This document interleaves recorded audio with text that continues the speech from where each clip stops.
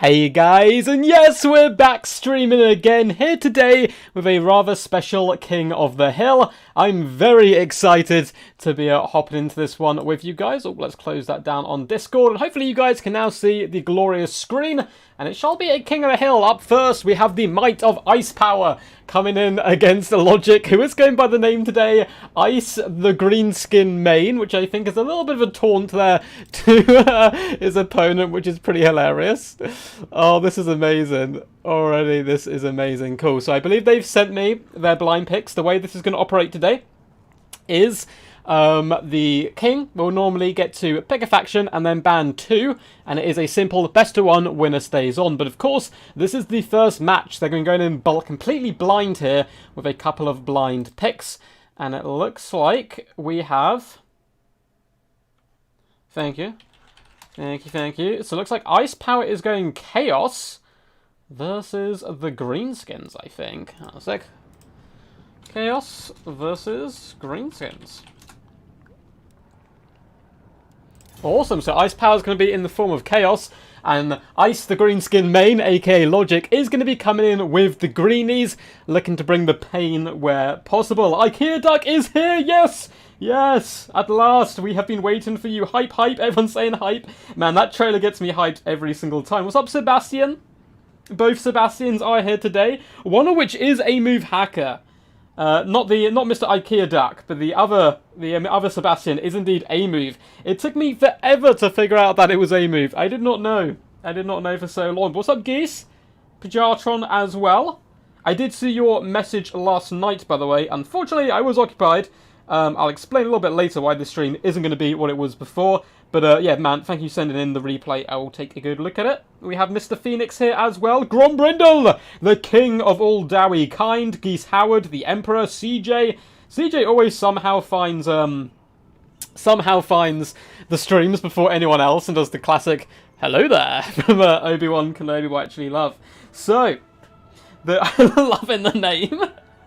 yeah. It's quite classy, quite classy. I hope he brings Grimgor as well. So I'm going to wait till more people gather as well to repeat this before, but we are indeed celebrating a really cool milestone now in our little YouTube adventure. We have now managed to drop some of my work shifts at work now to be able to go part-time YouTube, like fully, like part-time YouTube and part-time work, rather than kind of just doing YouTube where possible. I actually now have multiple days throughout the week to make videos. I'm going to be bringing longer form videos. We can do more live streams now. It's really quite exciting. I'll delve into it a bit more a little bit later in the stream, maybe after the first or second game, where we can truly celebrate. But it's a really cool little milestone we've hit, so I wanted to do a fun celebration stream. Now, this was meant to be a 6-hour live stream to also celebrate hitting at the 6k sub mark. Unfortunately, last night I basically spent half the night in A&E, nothing to worry about whatsoever, just had to go for some tests and stuff. So I'm a little bit tired, so we're only doing 3 hours instead of the 6-hour live stream, but the 6-hour one will be coming, probably next week when I'm feeling a little bit more human, or more duck I should say, less human. I thought the stream was bugged and there was no sound, turns out it was muted on my end. Oh, thank God. I always have like a mini heart attack about all of these things. But yeah, it's really quite exciting that we're going to be doing this. Huzzah for that, yes. Yes. It's really quite cool. I'm very excited. So, Ice Power versus Logic. Ice, of course, is the more experienced tournament player, but Logic is a crafty little devil. He'll have a few tricks up his sleeves. I'm expecting him to meme pretty damn hard. He does love a good meme. And, of course, Ice Power is from XMT, so I expect both these glads probably going to be having quite a lot of fun today. There's nothing on the line today. It's just a really fun King of the Hill. Is the King of the Hill based on a list? It is indeed. So if you join my Discord, there's a link down below in the description, or I'm sure one of the mods can hook you up one. Basically, when I do an announcement, normally about an hour before the live stream, and it's just first come, first serve, and we just try to get as far down the list as possible. I can very quickly go through the list with you guys. So today it's probably going to be full. I think we have enough players to go way over the 3-hour mark, to be honest. But you never know, because people do tend to drop out and stuff. So we have Logic, Ice Power, it's game 1, followed by Grombrindle, Ninja Pinving, the Emperor, Phoenix King, Complex Slayer, Kazarix, Dacta, the Mighty, for Poland, Stormrunner, Nerodon, Potato Sauce, Dr. Jellyfish, Bilbo, and Pajartron. We also have Natwig, who did actually try to book in the first slot, but unfortunately had a work meeting, so I said we'd get him in as soon as possible. So he'll be hopping in about 5:30, he said, roughly, is when his meeting will end, so he'll slide in there. And he's actually been doing some really cool stuff behind the scenes, helping out the channel with a really cool idea, which you guys will be seeing probably in 2 to 3 months' time, which, yeah, I'm not going to say any more about it, because it's a top secret duck stuff. But it's going to be good fun. He already has the psychological warfare advantage of that name. Oh, I love it. I love it. Yes, it's in the Discord. Which, yeah, there's a link just down below. I mean, it's where I do basically all my announcements for tournaments, King of the Hills, and basically everything. Icepower saying, ew, he doesn't like the greenskins. So many Sons of the Mountain members in that list. Yeah, Sons of the Mountain are a really cool, like, set of dudes. So anytime we get to do any type of collaboration with Sons of the Mountain, I'm always down. I'm really hoping, I need to speak to Grombrindle, I keep forgetting, to try to set up a clan war between DBD and Sons of the Mountain. It'd be good fun for sure. Where are the dwarfs? I think he's just going for the full meme of Ice the Greenskin main. Because quite a few streams ago, I was in a tournament, came up against Icepower in a final, and I picked Dowie no bans, just full on Chad Dowie maneuvers out the gates, and Ice picked greenskins into me, and I've never let him live it down. I'm afraid, Magnus, no one knows what the secret stuff is. I haven't told anyone. I've been a good little duck. I'm keeping it on low. Keeping it on low. I've got a few fins coming, so you may know some secrets, but not the big one. Not the big one. What's up, Cat Morgan? How are you today? Almighty King of all the ducks, we bow in your presence. Grimgor or Skarsnik guaranteed? Man, I'm hoping for Grimgor. Or, I was telling Logic, actually. For those who don't know, I actually live with Logic. He's my housemate. I was telling him before stream, we were just chatting about different builds and stuff, and I was reminiscing about some full Gobbo builds we did back in the day. So I'm praying for full Gobbo, but I don't know if he's going to do it. I think he might bring the Chad. Oh no! Oh my god, has he gone super meta? No way! Oh no way! Okay, we have Skarsnik. We have Skarsnik. But anyway, for the forces of Mr. Icepower Total War, one of the top tier competitors at the moment, very dominant actually in a lot of the tournament circuits at the moment. He's coming in with a load of Chaos Marauders dotted through the front line, backed up by some more elite troops. We have Forsaken, Chaos Warriors with great weapons, more Forsaken as well. We have the Swords of Chaos, oh yes! Bathe in their glory of their flaming swords and flaming steeds. They have Apocalyptic Vision, or Apocalyptic Charge, I should say, which is actually a really useful ability against Wood Elves, fun fact. And Guardians. They should be able to support Archaon at the Everchosen. I mean, if you bring the Swords of Chaos, I feel like it's your obligation, your duty, right, as a Chaos player, to bring the Everchosen himself. He has Burning Head and Fireball and Slayer of Kings, so all the expected stuff. An Exalted Hero is up in the sky, and we have some Horsemen with throwing axes. Not too heavy on the Skirmish Cav. Just as I say that, we actually have 5 Horsemen all round, and the front 3 are Horsemasters, so very heavy on the Skirmish front. For the forces of the Greenies, we also have a load of Skirmish Cavalry. We have Forest Goblin Spider Riders dotted all the way along, including the Morgrub's Mangy Marauders, my favourite of the Greenskin Skirmish Cav, basically just because they ride giant wolves into battle. It's nothing to do with stats. We have a mixture of Gobbos in the front line, actually just a load of Goblins, Orc Biggins in the back. We have the Regiment Round Night Goblins, of course, have been nerfed pretty significantly due to the changes to Fanatics. More Orc Biggins as well, backing them up, and one lone unit of Black Orcs. Unfortunately, no Grimgor today. I'm a very sad duckling. We do have a Black Orc Big Boss, though, so I guess we have, like, Grimgor Light, like, super light as well. He's nowhere near a mighty combatant as the best of the best, but he comes in with Rabble Rouse, as well as the Brass Cleaver and Immune to Psychology. We have a Giant Ritual Hag with Spirit Leech, and we have Skarsnik coming in with the Fermented Fungi, as well as Spite of the Bad Moon and Get Back Here. Should be a good fun fight. The skirmish battle is going to take a lot out of both players, I think. It's going to be interesting to see the Everchosen and Exalted Hero. They definitely have the damage output to burst down Skarsnik, but if he's able to survive by debuffing the enemy, fermented fungi and so forth, he really can dish out quite a bit of pain. Swords of Chaos making a comeback, not going to lie. I've been seeing them more and more for sure. For sure. You need to check for hidden cameras. Oh no, where? Oh no, hidden cameras. I'm not sure if I like the idea of hidden cameras around my place. Swords of Chaos, not too bad versus greenskins, really. Yeah, it's a bit of a foot blob, for sure, for the forces of the greenskins. I mean, with a load of skirmish cav, this is going to enable Logic to kind of micro the cavalry a little bit more effectively, because he doesn't really have to worry too much. I'd have actually secretly quite liked to see a Doom Diver catapult brought here. I thought that could have been applied some long-range pressure, burst down the Forsaken, and it's not terrible either at actually hitting skirmish cavalry, because it does, of course, track a little bit. You've got to be a little bit careful, because Spirit Leech and Fireball are such common spells at the moment, because they're such good utility. Good for taking down enemy characters, raking down the side of enemy units, artillery pieces. They kind of do it all a little bit. Spider Rider's going to be darting back and forth. Good micro by both players, actually kind of bobbing and weaving, trying to dodge the shots. So the skirmish fight will continue. The old Gobbos getting ready for a scrap. Look at them go. I love goblins. They're just such a cool unit. Just charging in. Just absolutely useless waste of space, but they really embrace it. And that's what I love about goblins. And they're going to be charging in and hitting the Marauders. We're actually going to get unintentional flank charge here as well, as more goblins do actually get a flank, slightly rear charge into the Chaos Marauders. Should help the Gobbos out a little bit there. We're going to get a really lovely burning head. Logic tried to dodge backwards. And this is something that I tell a lot of players. If you see a burning head or pendulum on you, always go forwards rather than backwards. Because you can see, though his micro was there and he managed to move out of danger zone, it actually still clips them because they have to turn around.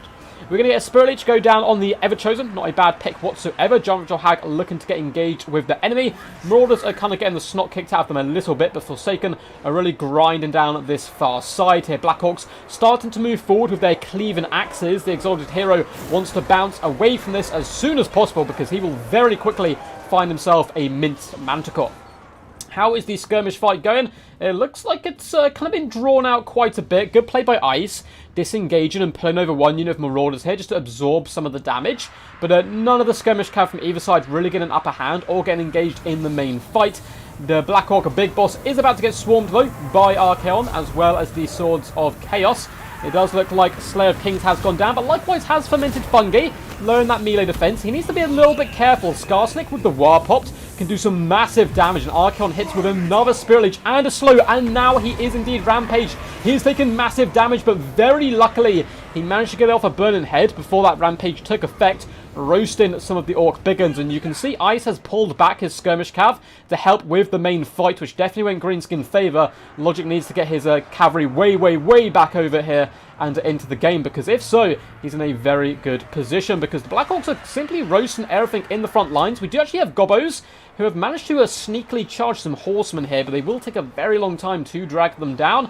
And Skarsnik and the Blackhawk Big Boss are just beating the snot out of the Everchosen now, down to about half health. He's going to fall back, of course, and there's an Exalted Hero here for a bit of support.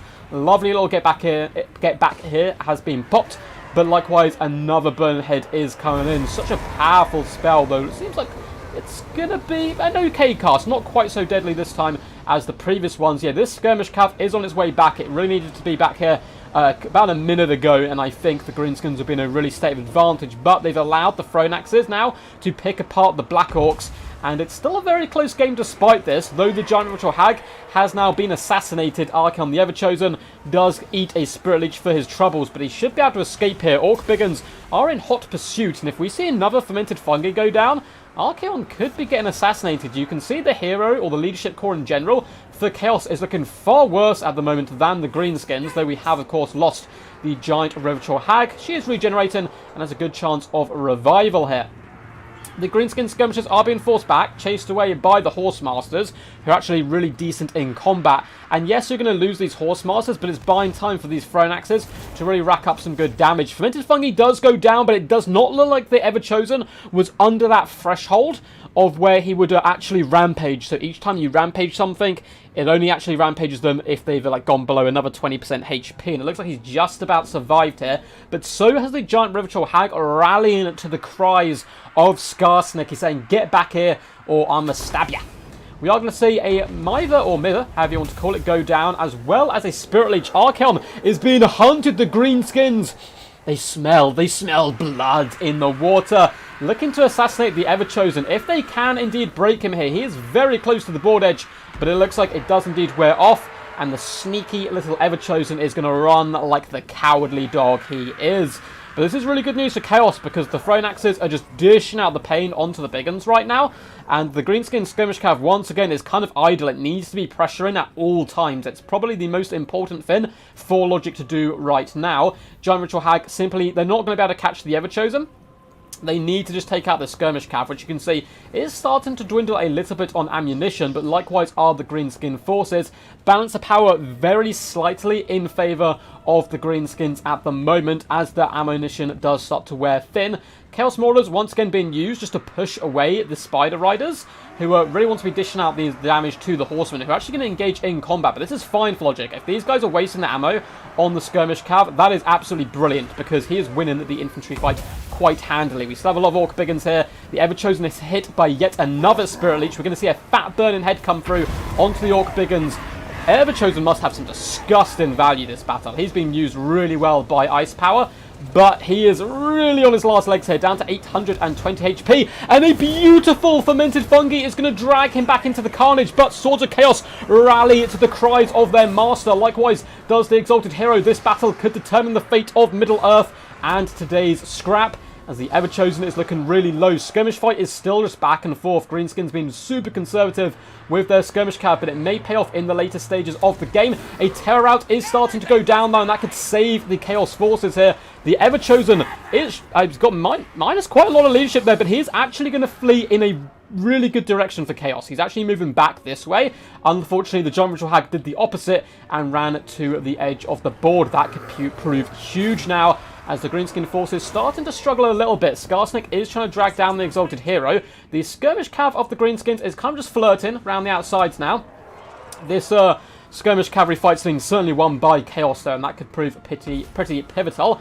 The Everchosen is going to be coming in with a Fireball, it would seem. He does not want to overcast anything right now, because he is on death's door. Luckily for him, though, there is no Spirit Leech anymore to come hunt him down. Though the Forest Goblin Spider Riders, honestly, just popping 1 or 2 shots into the Everchosen would do some nice damage. You can see the Skirmish Cav really has picked apart at the Greenskin force, so now the Chaos Warriors might be able to come in here and win the day. Exalted Hero is being sniped out, though, by the Forest Goblin Spider Rider archers. Not a bad pick whatsoever. Skarsnik desperately trying to hold the line with what few remaining Orc Biggins he does have.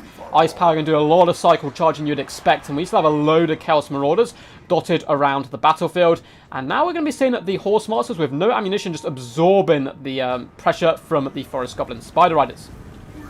Where is the Everchosen now? He's just kind of hiding out on the flank. It looks like Skarsnik probably will be going down here. He's just about clinging on alongside the Orc Big Boss.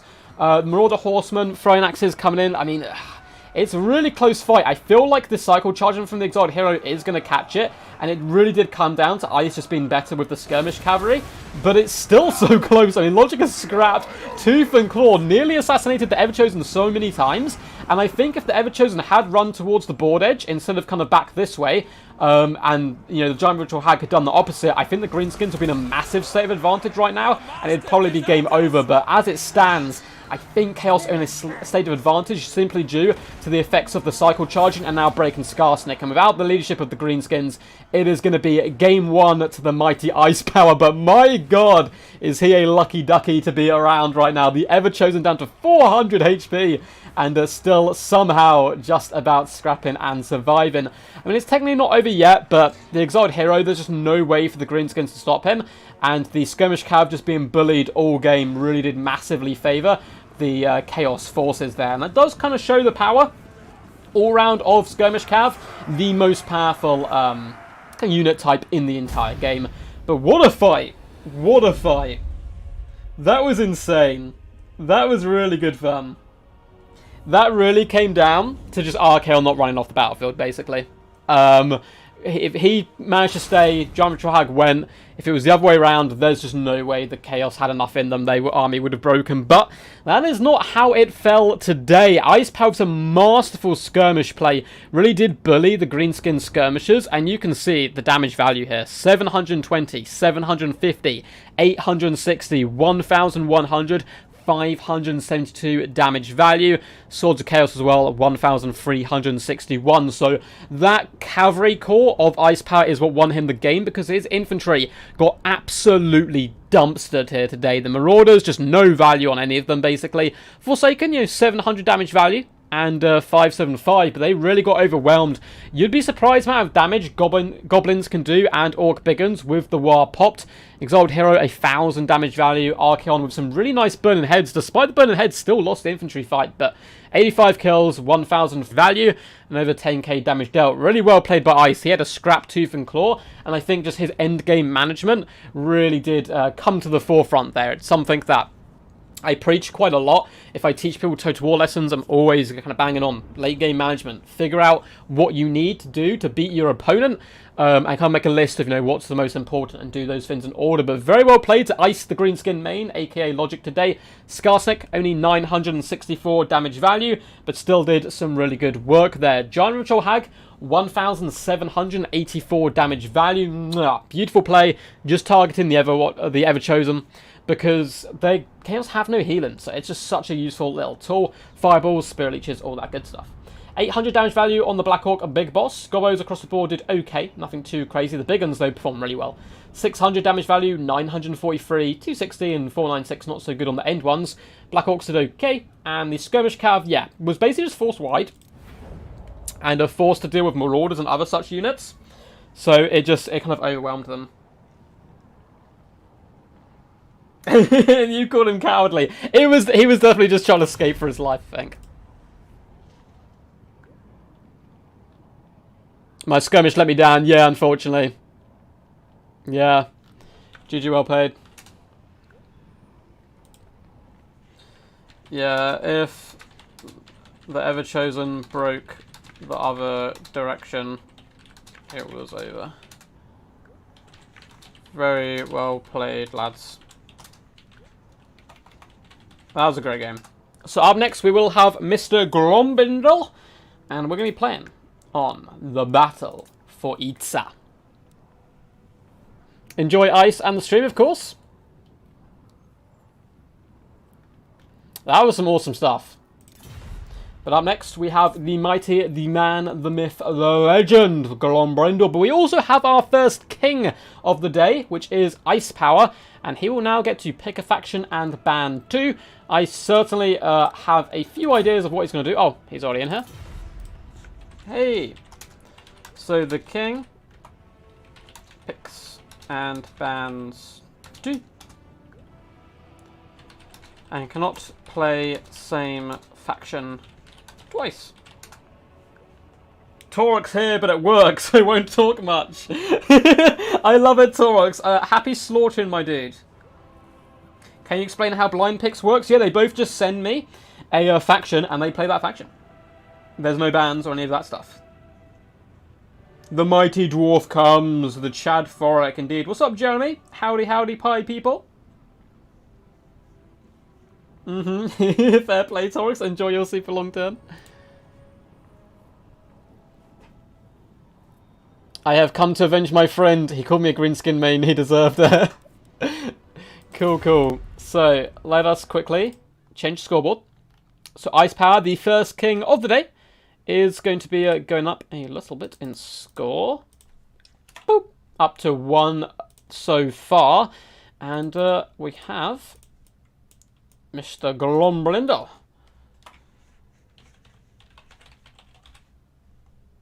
On the right, looking to avenge Logic. Those two guys are very close. Obviously, both big Dowie mains. Dowie mains got to stick together. It's a tough life out there for a Dowie, so you got to do what you got to do. So, Ice Power's considering, he's thinking, he's debating. He's coming up with everything. Oh, Torx has a day job, of course, man. Those Doom Balls don't pay for themselves. Tesco security guard. That would be horrific, CJ. Imagine going to a shop and Torx the brass balls there, just watching you, breathing down your back as you're shopping. We actually, oh no, I probably shouldn't go into that. We had some I work on the weekends now. I work at a supermarket, and we had loads of security problems. Could fit in a tiny little mail truck. Oh. The artwork we could form from this. We actually have someone making Rubber Duck of War fan art. It's amazing. I've seen like what's it called, where you get he's kind of got like the image of roughly what it's going to be, like a base, and then he's like building off it, and it looks really cool. It looks very cool indeed. What's up, Logic Man? You played super well, dude. Very well played. Up against a tough opponent. I thought you had it. Archaon unfortunately broke in the wrong direction for you, and so did the Giant Ritual Hag, so one went and one stayed. But yeah, man, that literally came down to the skirmish cav kind of being forced away quite a bit. But very well played, man. That was a really, really solid showing. And it looks like Chad Forick going High Elves. What is this? The Dwarf main. Obviously he gets his dwarfs banned because, you know, Ice Power doesn't want to face Grombrindle's dwarfs. I do not blame him. They are incredibly scary. He is probably him and Eumenes. I haven't seen Eumenes play in a while, but those two for a long time were the best two dwarf players in the game. And I could see, you know, I could see them. Oh my god, I'm trying to think of what I'm supposed to say. I could see them still being the best dwarf mains. There we go. My god, you can tell I'm tired. I like to watch the elves die, says Chad Forick. Okay, good point. Good point. Playing High Elves, so even if he loses, he wins as the dwarf main. That's beautiful. High Elves versus Tomb Kings. That's going to be a fun one. This is a grudge. He is reformed. No way, Grombrindle's going Elves. He is, Magnus. I believe you're up after this game, Magnus, so be prepared for glory. I think you are.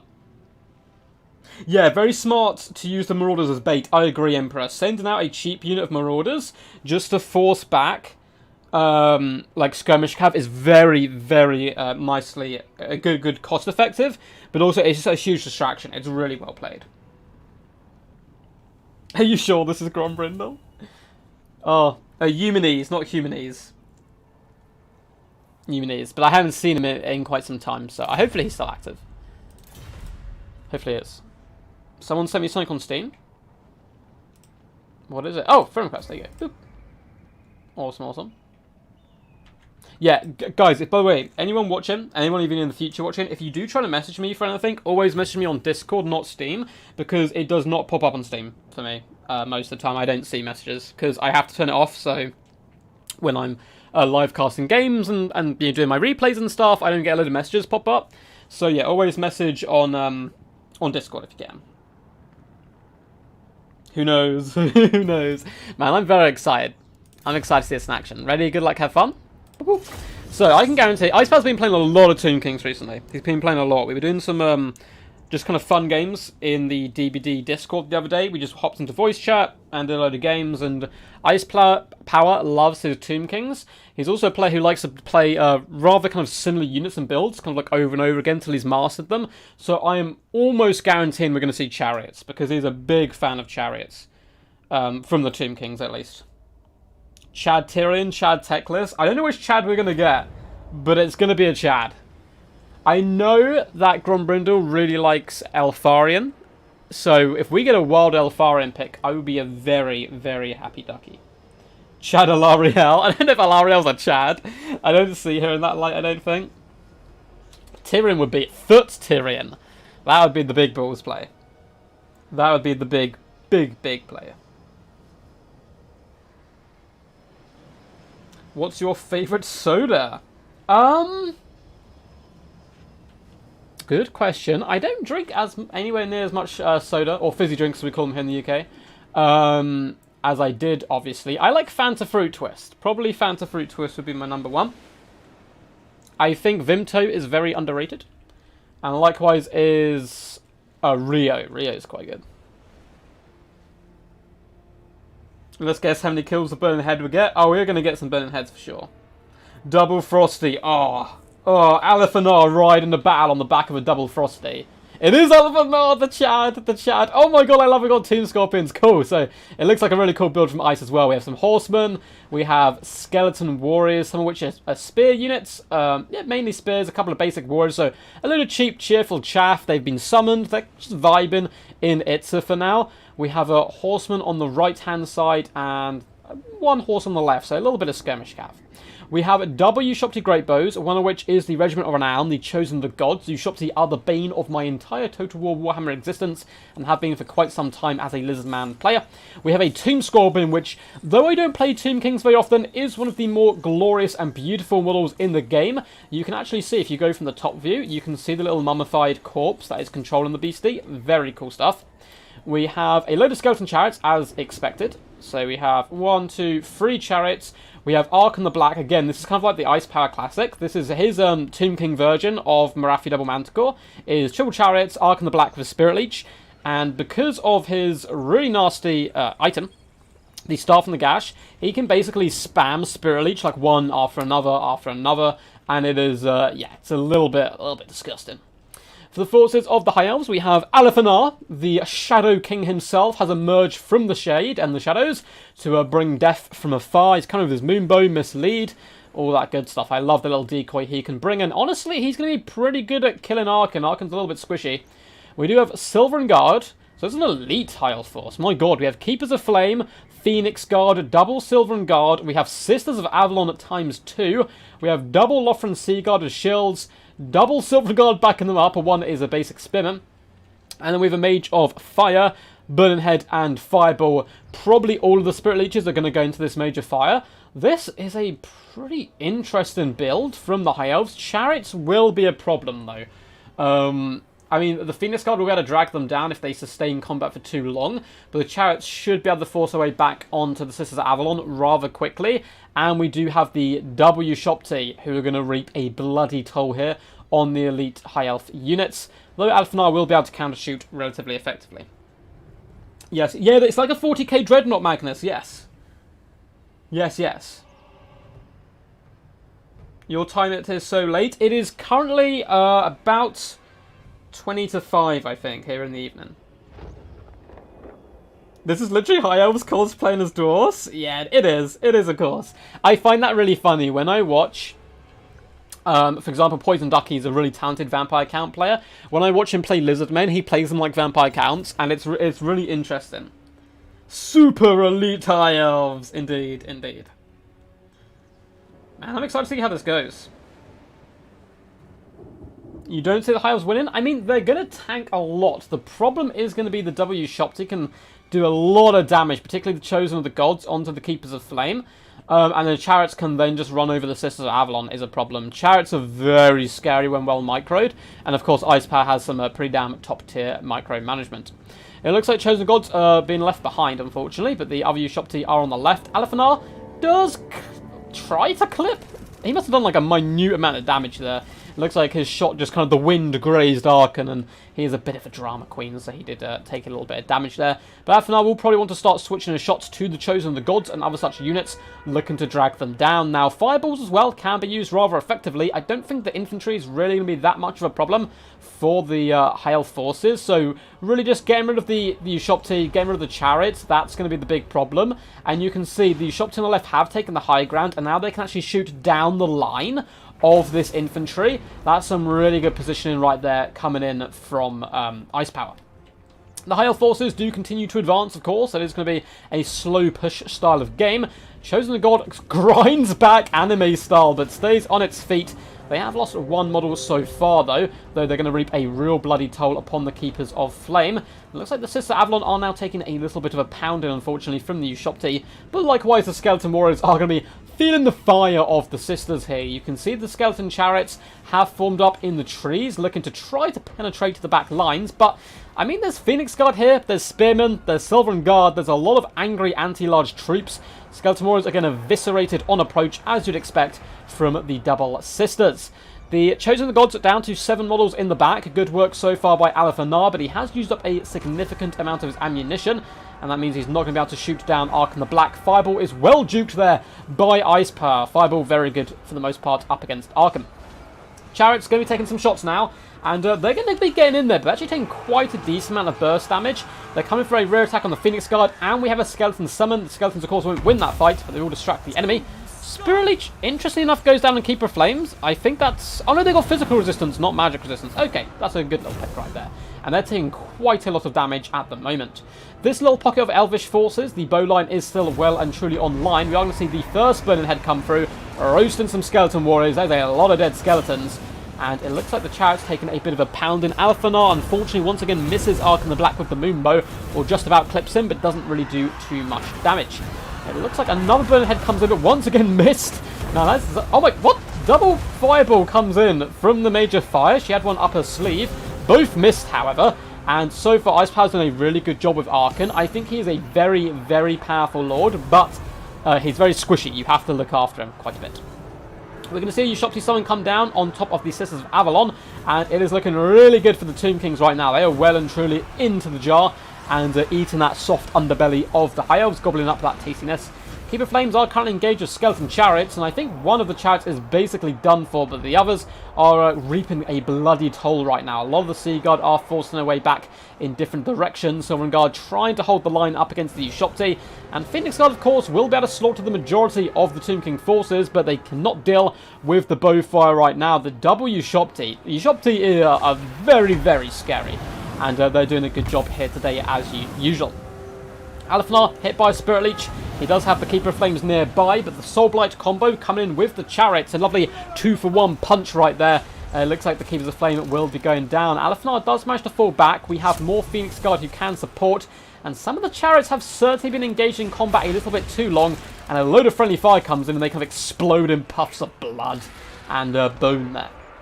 Skeleton Spearman just going in a grind fest up against Silver Guard. Ushopti did manage to kill the Lothran Sea Guard, and a lot of the Sisters of Avalon are now engaged in really bad fights in the back here up against the Horsemen. Good pressure from Ice Power, who has started to get the bounce power into his favour now. We do have the lovely little Alphanar decoy. Which one's the decoy? You'll have to figure it out. Probably the one who's can you tell? I think it's this one is coming in. We are going to get a Fireball, and finally a Fireball connects up against Arkan. If that previous Fireball connected down the Moonbow, Arkan might well be dead right now, but I don't think it's going to matter. The Tomb Kings are really running rampant. Alphanar is barely clinging to life. He is going to go in for an epic final duel, though. The boss fight is here. Arkan, of course, is quite evil, so he, of course, gets his goons in, which is the Tomb Scorpion. And the fact that Tomb Scorpion is just untouched bodes so badly, because the Phoenix Guard are really beat up by this point.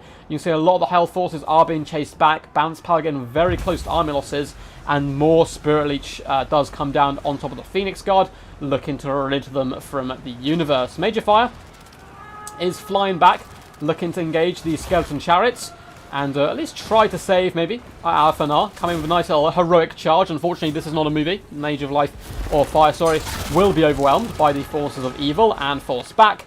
And it looks like that's going to be game. Really interesting build, though, coming in from Grombrindle. I think he did pretty good. But he had nothing to counter the Ushopti, and that was the big problem. Like, he dealt with the Chariots relatively well. Damage value on them, 979, 979, 979. Oh my god. What a bit of a mind screw there. The other one, 852. So the Chariots certainly did well. But the main reason they were able to perform so well is the Phoenix Guard were in absolute disarray because of the Ushopti. 1,869 damage value. Might not sound too absolutely insane, but they really softened up the High Elf force. And then the Chariots come in with Soul Blight, and you're just going to start rinsing troops and running through them quite a lot. Tomb Scorpion is up to 759 damage of value. Not doing bad whatsoever. Horseman did good, 750 and 820 damage value. The other unit not doing too much whatsoever, but just been using the back line to clear up those elite Elvish units when they're running for their lives.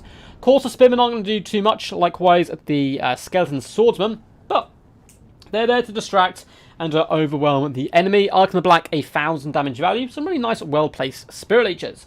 So where did it go wrong for Chad Thoric? Honestly, a really cool build. I think he was relying on Alphanar to counteract the Ushopti, but I think if he had just added, taken out one unit of Sisters and added in a Bolt Thrower for that cost, or maybe 2 Bolt Throwers, I'm not sure like on the cost of that, because I know Sisters are quite expensive, I think he would have been in a really good situation. You counter the Ushopti with the Bolt Throwers, Alphanar kills Arkan, but then again, obviously, Chariots can be a pain, so Mage of Light might help as well. But he did a really good job. I love the Alphanar pick. You may have lost the battle, Chad Thoric, but you certainly won my heart bringing in the mighty Alphanar. 1.2k damage value on him. Only 637 on the major fire. Couldn't really line up any perfect burning heads. Only did manage to roast kind of like the one unit rather than isolating and overloading multiple units.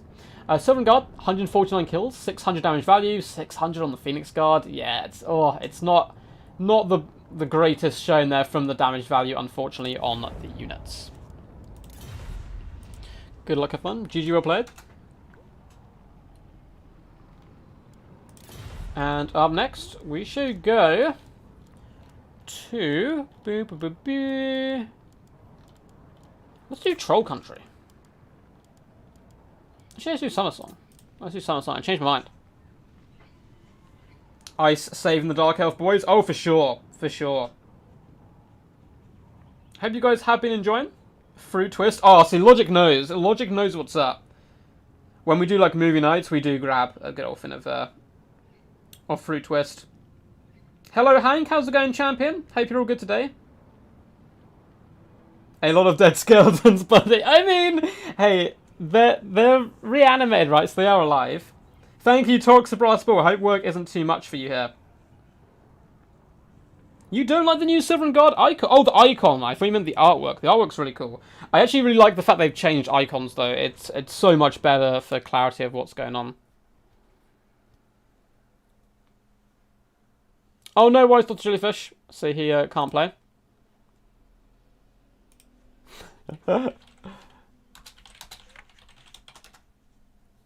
Cool. So our next on the list is going to be Ninja. So Ninja, if you'd like to hop in. After that, we do have the Emperor, Phoenix King, Complex Slayer, Kazarix, Dactyr for Poland, Stormrunner, Nerodon, Potato Sauce, Bilbo, Pajatron, Elvis, and we also have at about 5:30, we're going to have Natwig hopping in because he was meant to be the first slot but had to run off to a work meeting, so we're going to hop him in as soon as we can. So that kind of be in the middle stages of the stream. We're running for 3 hours today, so make sure if you are on that list, you're ready to hop in the game as soon as possible so we can run through as many people. So let's invite Ninja and get it cracking. Quack, quack for the quack god. I agree, Stephen. I agree. So, now we have some more people here. I can actually tell you why we are celebrating. My god. Rebecca War, have you tried Elder Lemon Fanta? I have not, I'm afraid. I'm afraid I have not. I haven't heard of half these drinks. I live in the UK, so we probably are lacking in a few of them.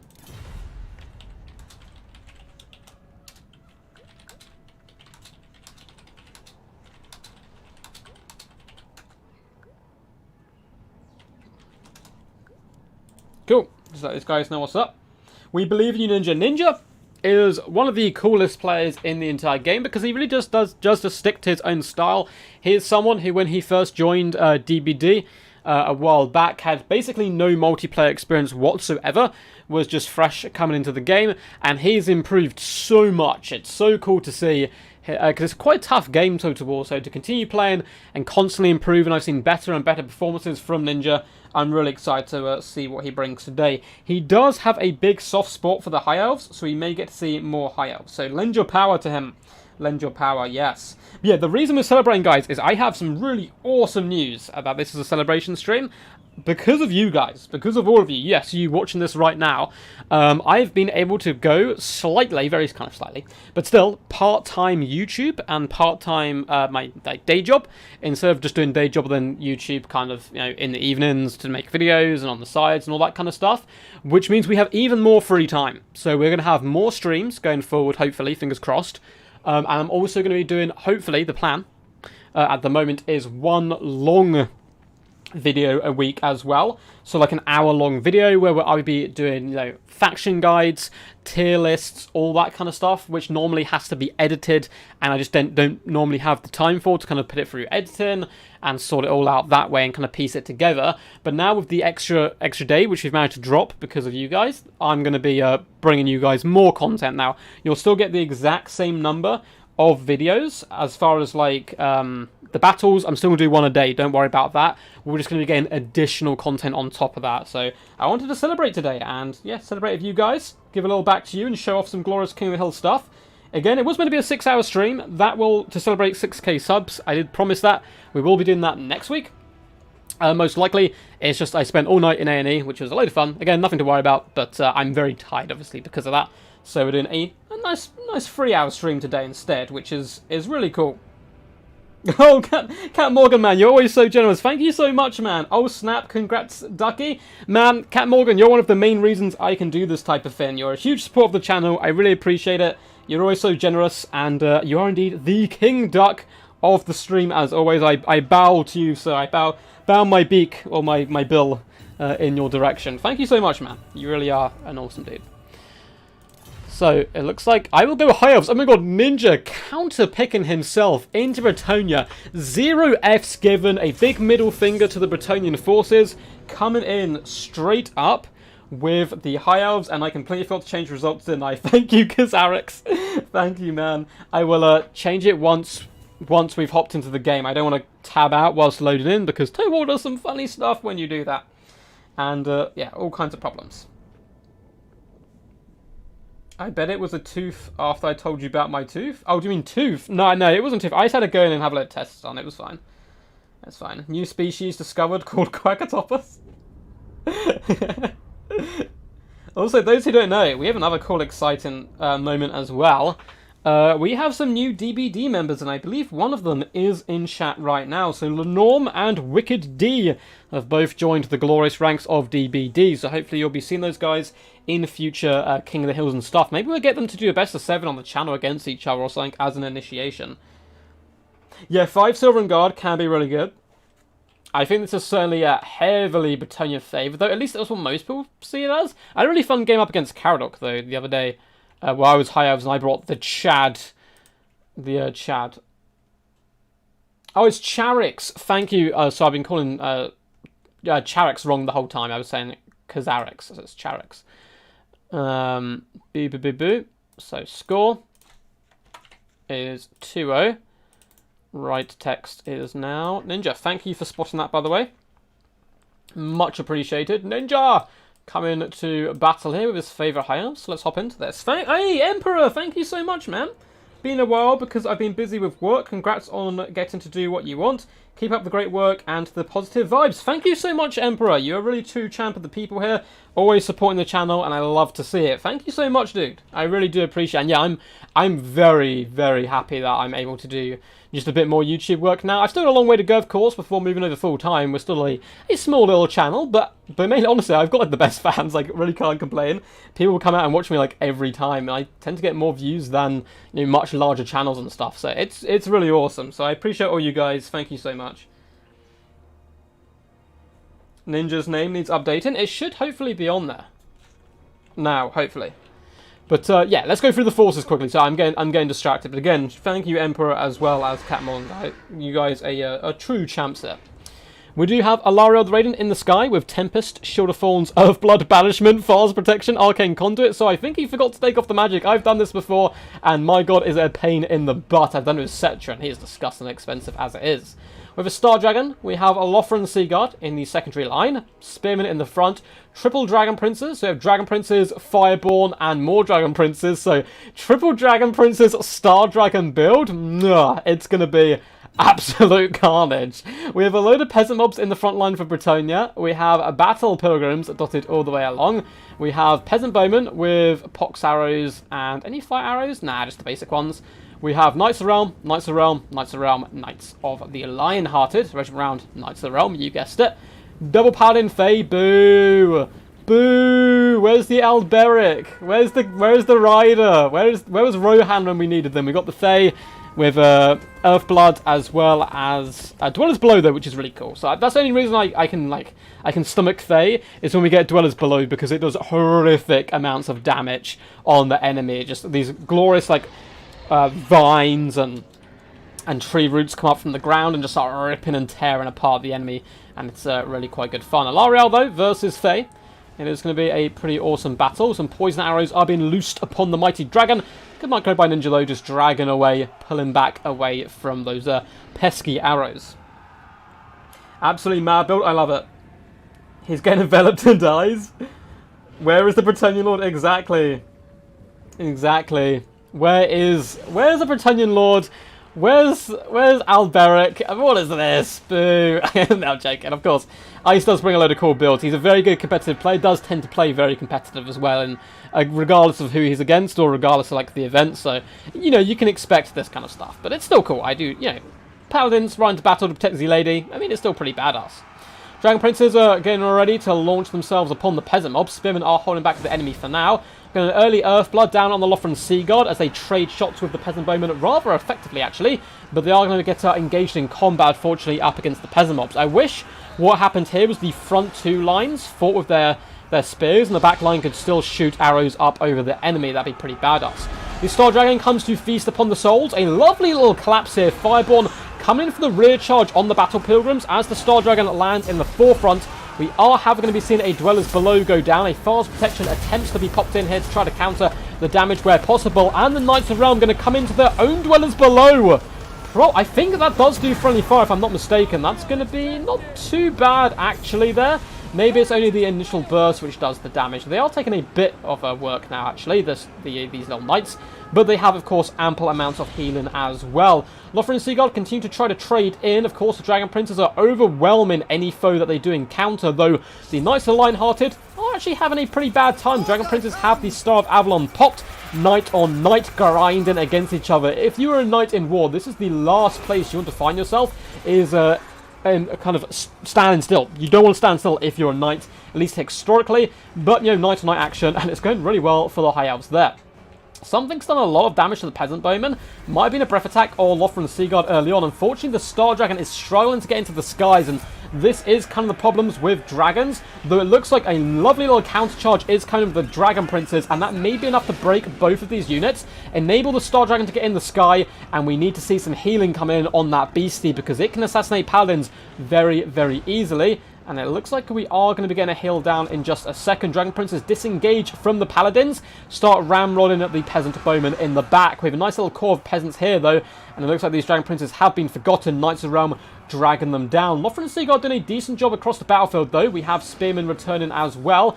That Star Dragon does really desperately need... it looks like we have Earthblood. We don't have Regrowths. We do need to see some Earthbloods go down. Star Dragon, I believe. Dragon Prince is doing a good job in the back line, killing peasants, also fighting the Knights of the Realm, but there are more peasants here as well, causing all kinds of problems. There's just so much bow fire raining down here upon these princes, but they've done a relatively solid job so far. Lothran Sea God are eventually being encircled and dragged down. We do have more Spearmen rallying, and the Fireborn going to be coming in for a lancing charge in the back. They do lack numbers at the moment, as they have lost a lot of their troops, but still a... No! They're having an existential crisis, and they kind of get charged back instead. Oh no, the Dragon Princes! The Fireborn, what was meant to be a glorious charge, they kind of saw their life flash before their eyes and disappeared before us. Dragon Princes trying to surround the Knights of the Realm, which Alariel has rather effectively pinned in. Big problem, though, for the High Elves is there's a lot of Peasant Bowmen still left, and they can easily drag down a beastie like the Star Dragon. Lovely little flame attack is going to come in. Unfortunately, misses most of the troops, it would seem. Going after the Paladin there. The Star Dragon had a little sunk in its eye and unfortunately couldn't make the connection. We are seeing I think a misclick coming in from the Fey Enchantress. Oh, if this hits the dragon. Oh, no, okay, it's going to miss. It's going to miss. If that hit the dragon on the head, that would have been a work of art by Ice Power there. But instead, it looks like it is going to be Peasant Bowmen to slay the dragon. As often is the way with dragons, I'm afraid. They can kill all the big mighty beasts, but just wave after wave of arrow will drag them down. But what an absolute madness game. I really enjoyed that. That was some good fuss. It's not often you get to see a freaking dragon in action. Likewise, triple Dragon Princes to help support.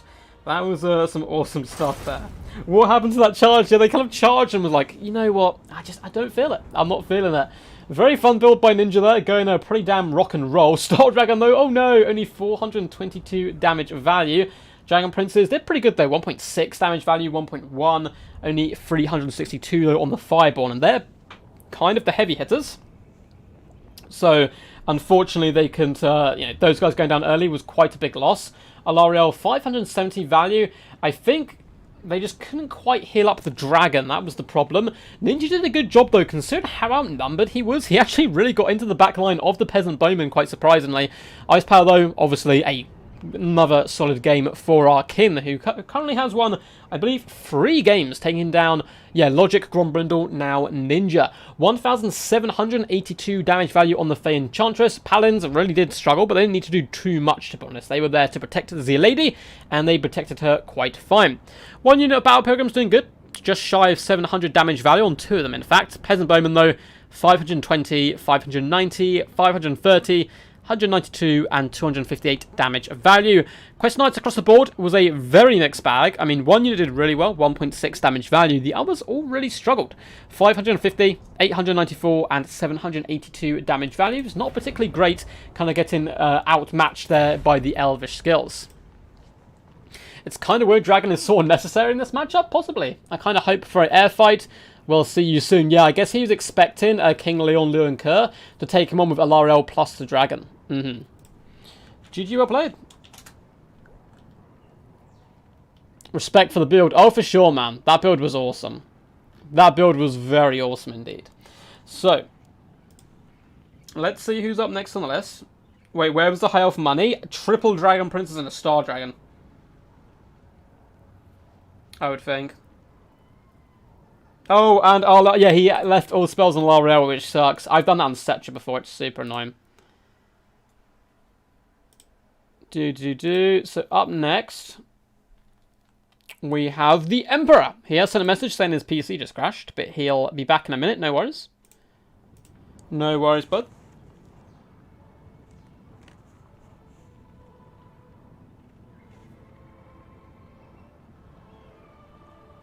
My PC crashed. Bring up now. No worries, man. We'll leave it open for you. Password is 123.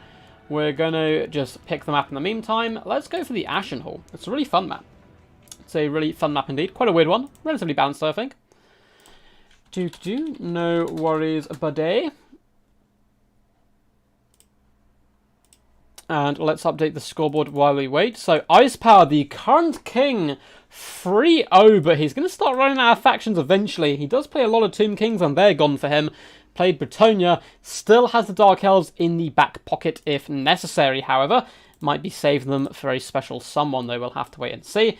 And we do have the Emperor coming in next, which should be cool. Oh, I spelled that completely wrong, didn't I? There we go. The Emperor. God, my spelling is atrocious at all times. At all times. Cool. That is how we spell it, right? I'm trying to think of the Dark Lord himself. E-M-P-E-R-O-R, right? Yeah, perfect. Perfect, I'm amazing. I knew everything. Ice Power, bring a giant or you're soft. I mean, he's being called out. He's being called out. Giant or go home. Who's next? The Emperor is next, Ice Power. There's a full list. Any more weird maps? It's a fine map. I think this has more weird maps. Battlefields is fine as well. Like, I think people get a little too stuck in the ways of tournament maps. And there's a load of good maps out there as well, which are relatively balanced. They might have a good motherboard and GPU, but my boot up time is bad. No worries, man. We'll give you a couple of minutes. If not, we'll just move you down the list and get someone in before. What's up, Professor Bone? The man, the myth, the meme god legend. Professor Pone is kind of a sensei to me. He taught me the ways of the double giant, and we've had some good success with it. So Ice, where's the Slayer Rush coming out? We need Slayer Rush, we need giants. There's so much more we need. So much glory to behold. But yes, we're about an hour in now, so we still have 2 hours, so plenty of time to try and get through as many people in the list as possible. But again, guys, just be ready to hop in, have the game up and ready for when you're good to go. So after this, it will be Phoenix King, and then Complex Slayer, then probably we'll have Natwick at some point, roughly between those games. And we have Charix, Dacta for Poland, Stormrunner. We'll definitely get through all these guys. And then we'll see how close we are to the end. But we have Neurodon, Potato Sauce, Bilbo, Pajatron. We also have Elvis as well, just in case. And some people, of course, do commit to these things and then can't play. So that list could certainly speed up. We've had it before.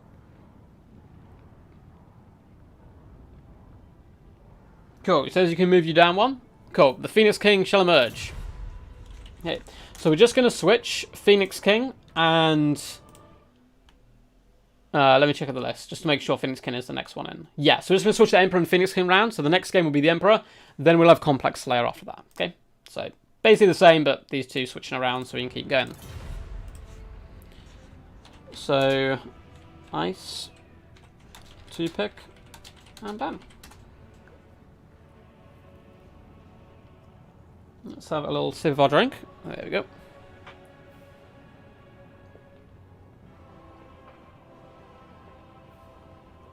And here we go, the Ashen Hall. Sin the Elector Counts. We must summon the Elector Counts. Yeah, no, Terror War can be a pretty crazy game to run as well. You don't need the best PC, but there's like one or two things your PC has to be amazing at if you want to run it at kind of like top level and stuff. Well, we've already seen double High Elves in the last two games, and the Phoenix King is a High Elf main, so we may indeed see even more High Elves in action today. We'll have to wait and see. Anything else God tier? Yeah, that can be a problem. That can be a problem. Of course, like, if your PC is absolutely fine, but it just takes a long time to load up. But it's, you know, that's one of the... It's nice if your PC loads up quickly. Luckily mine does, because I have like 2 different memory fins. I'm really not very techno-savvy, as you've probably guessed so far. Yeah, it boots up quickly, and all the games run on Ultra, which I like. So I'll go Vikings, yes! We're getting Norska. Banning Vampire Counts and Greenskins. No ban, though, on Vampirates or Wood Elves is very bold from Ice Power. Very, very bold. Because Air Cheese just destroys Norska. Hawk Riders, Deck Droppers. It looks like we're getting a 3rd game of High Elves in a row. Any High Elf fans, you might enjoy this. Although at the same time, High Elves have lost every game so far. So High Elf haters, you might be having quite a good time as well.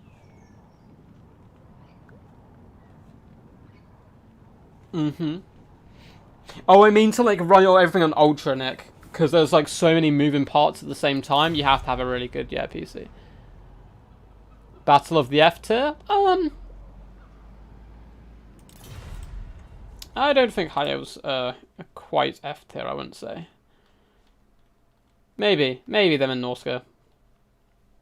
Cool, let's change the names around. Because we've had a new challenger. We're just going to call him King P for now. So he can fit his name in nicely. King P. There we go. You can take King P as an acronym for whatever you want, but he is the King P today. I hope that Total Warhammer 3 has better graphics. I mean, this game has pretty insane graphics, I'm not going to lie. It's for any game like this, with like multiple units and models all around, if you zoom in, it's pretty damn insane graphics. I don't know if many people's computers will be able to handle much more graphics. But yeah, I mean, obviously improvements without making the performance have to be too much better. Of course, yeah, that'd be a lovely little addition.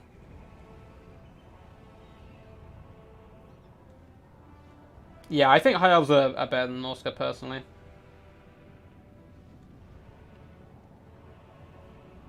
I'm rooting for the king, but which king, Vulpes? This is the problem. Because Ice Power is the current king of the hill, but we have the Phoenix King come to dispose him. But is the Phoenix King a false prophet? Is he a false king? Is it actually Malekith who is the true king, which of course would suit Ice Power quite nicely? Only time will tell. And we'll have to see how this goes. Oh, against... You say you have to swarm Tomb Kings? Yeah, as a Lizardman, for sure. Someone's saying that brings Saurus. Yeah, you just bring all your Saurus and Skinks and stuff. 1 or 2 heavy hitters as well, but honestly, that's how you play Lizardmen in general. Like, my advice to anyone. Go wide with Red Crested Skinks and Saurus Warriors, and then bring 2 or 3 heavy hitters and characters, and you'll be fine. In most matchups. A Troll Weirkin build? I would love it. I would absolutely love it. Malekith is the true king, so some people say. I disagree with the lore. End times never happened. haven't obviously read all the end times. I've just kind of read all the recaps of the end times, and I think Tyrion goes mental, pulls the Sword of Cain, and goes on a blood path. I don't really blame him, so I'm not Team Malekith, I must admit. I'm not the biggest fan of obviously Malekith. End times is fanfic, exactly. Those those helmets are so high. Like, what do they have under there? I mean, I guess you can use them as weapons.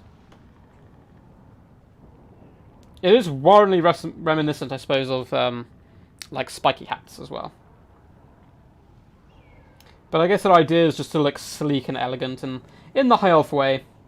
They get down and busy with war, but they have to look pretty. Gondor helmets. Yeah, they're basically Gondor helmets. To a point. A little bit more pointy, I would say. But, I mean, the whole point of it being a point is that it would deflect a sword blow easier.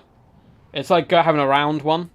Like, why helmets and the butts of shields and stuff around it is so it deflects swords away. It's also why your skull is actually round. Because it deflects really well, so...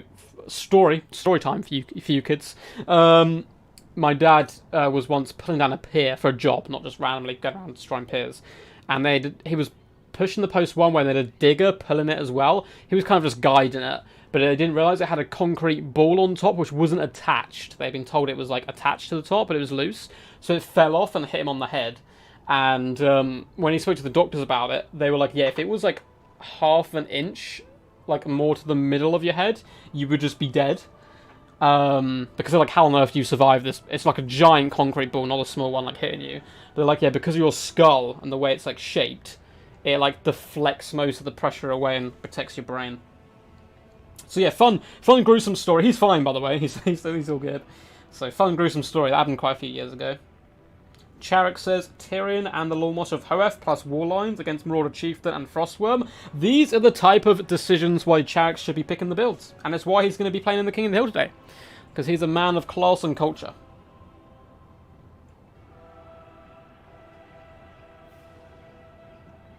You're a cat man yourself, you say, Sebastian? I get on with cats fine. Cats are chill. Me and cats get on well, but I am a dog guy. I did grow up with dogs, so... The trick is to run. The trick's always to run in any situation. I have someone at my work I was talking to is scared of cats. Or is it dogs? No, I think they're scared of cats, yeah. They don't like animals in general, so they're a little scared of dogs, but they're very scared of cats. Apparently they had a bad experience with a cat when they're younger. And this was like a year ago, so I won't say his name, but he's like... 18, 19, 20, around about that age. So kind of late teenage years or like early 20s. And he said he spent 45 minutes trying to get in his front door because the cat was blocking it. He was trying to pump himself up. He's like, this is my house. This is my house. I live here. And every time he kept going near the cat, he started like hissing at him and doing that thing where they go on their shackles, right? All their kind of hair and stuff sticks up. So he was like trying to bait the cat out so he could get in the doorway. And he's this like huge dude as well. It was such a funny story. No, ducks destroy cats. Cats can try to eat a duck, but the ducks would simply swoop from above, drop rocks on their heads. Dogs not ducks, my life is a lie. Unfortunately, I mean, I've grown up around ducks, I suppose. I've seen a lot of ducks in my life, but ducks roam free. Ducks aren't pets unless you have a lot of space to have them in your back garden, kind of like chickens and stuff.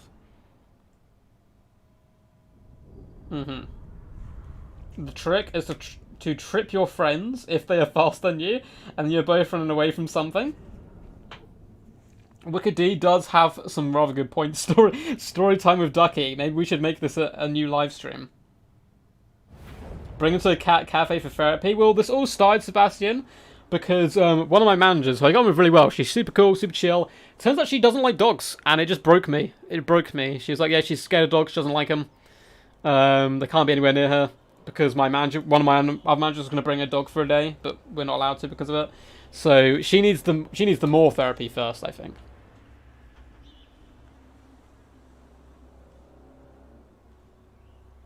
If a cat does that, I just hiss back. My bite is stronger anyways. I love it. I love it. Yeah, the key as well, if a cat locks eye contact with you, you have to win that staring contest. You look that cat back dead in the eyes, you show your dominance. I can tell Wicked D is a Druchii. I think Wicked is a man of Beastmen class as well. At least I've played against Wicked D's Beastmen a lot before. The wing flare and the charging quack is quite intimidating. True. Swans as well, man. Swans don't F around. Swans, like, they'll go after anyone. Yeah, exactly, Sebastian. I think this is from the original Wood Elf DLC, maybe? It's a really fun map. It's honestly relatively well balanced. I have used it in tournaments before. Both teams have high ground. This team does have 2, and this one has 1, but it's central, which tends to normally be a bit better. There's wooded terrain on both sides of the map. There's a big shot blocker right in the middle. It looks absolutely badass and thematic. Like, look at that. Look at that for a landscape. Imagine just waking up one day here. I mean, it'd be terrifying, because you'd probably die. But, you know, you could enjoy some good views whilst dying, and that's always a plus. That is always a plus. But yeah, this is well in the depths of Athel-Loren. I believe, yeah, this was before the Sisters and the Twilight DLC, I think. I think. What? No way. That can't be right. Cap Morgan upgraded his membership to God of all Ducks.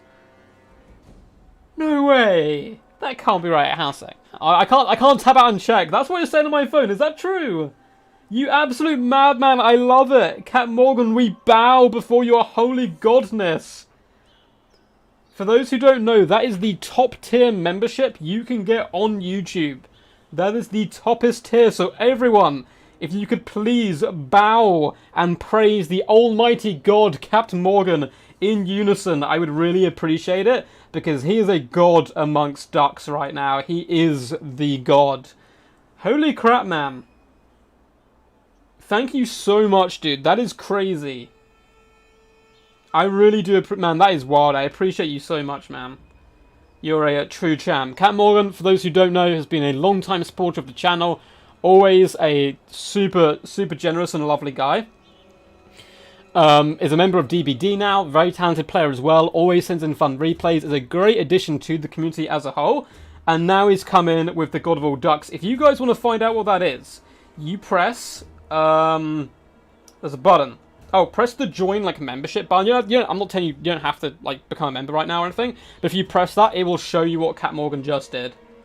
Because that is a huge donation. Thank you so much, man. Praise the duck. Yes, everyone's saying, wow, praise the duck. Capt Duck Morgan. You're going to have to change your name, buddy. You are no longer the king of ducks. You are the god of ducks. You've ascended into your prime. Man. Everyone's like, sick, man, bow and praise. Looks like we're struggling to load in. I think one of the players might have crashed.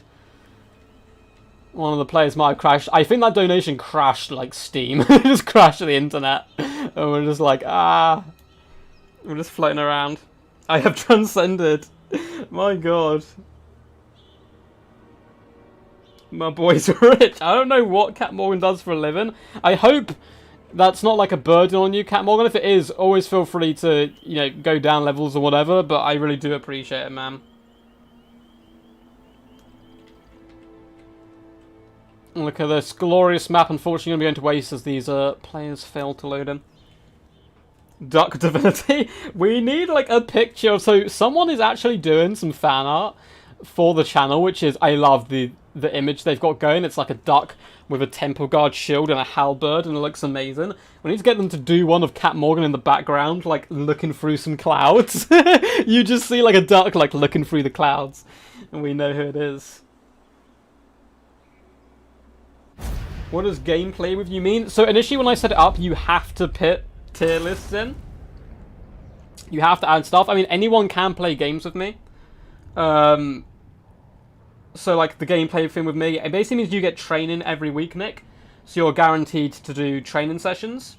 So every £15 you donate, that's an hour training session you get. On Patreon and on YouTube. So then you get more training sessions and so on. I think so. We'll try one more time to get Phoenix King in here. Yeah, a lot of the weird things there are basically just like you get shout-outs and stuff, which I do anyway. But like YouTube basically forces you to put a load of stuff there. Let's see if Phoenix King's back, or see if he messaged on Discord. I think the game crashed.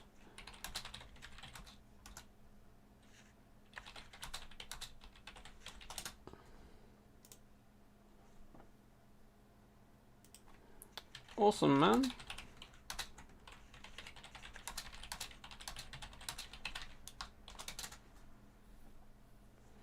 So I think what we're going to do, so it looks like Natwick is nearly ready to rumble as well. So what we're going to do is play the Phoenix King. Then we're going to be playing the Emperor, who's meant to be here. Then we're going to be playing Natwick, then Complex Slayer, Charix, Dacta for Poland, Stormrunner, and onwards and onwards. We have plenty of time left, guys, don't you worry. We've still got like 2.5 hours. So there's a good chance we're going to get through everyone on the list. So no one panic. No one panic. So I've just seen a message from someone, which was rather funny.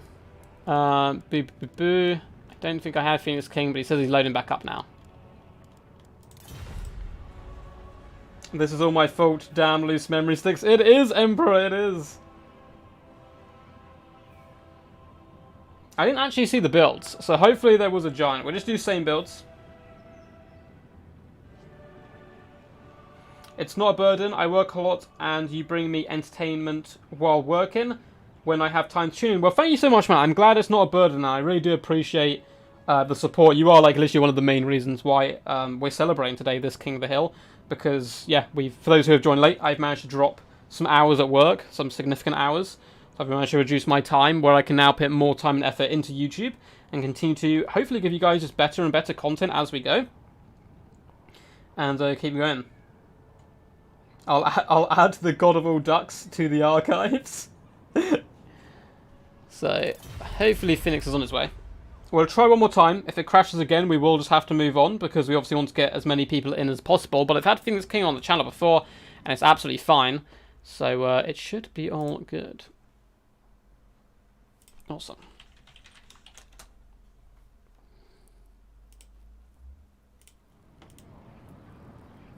Oh, someone's added me to their friend list. I'm not sure who this is. I will confirm for now.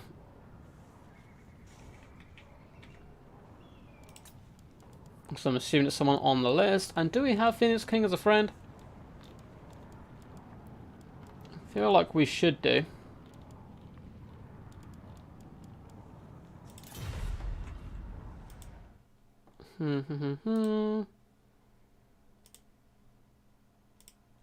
Oh, right, okay.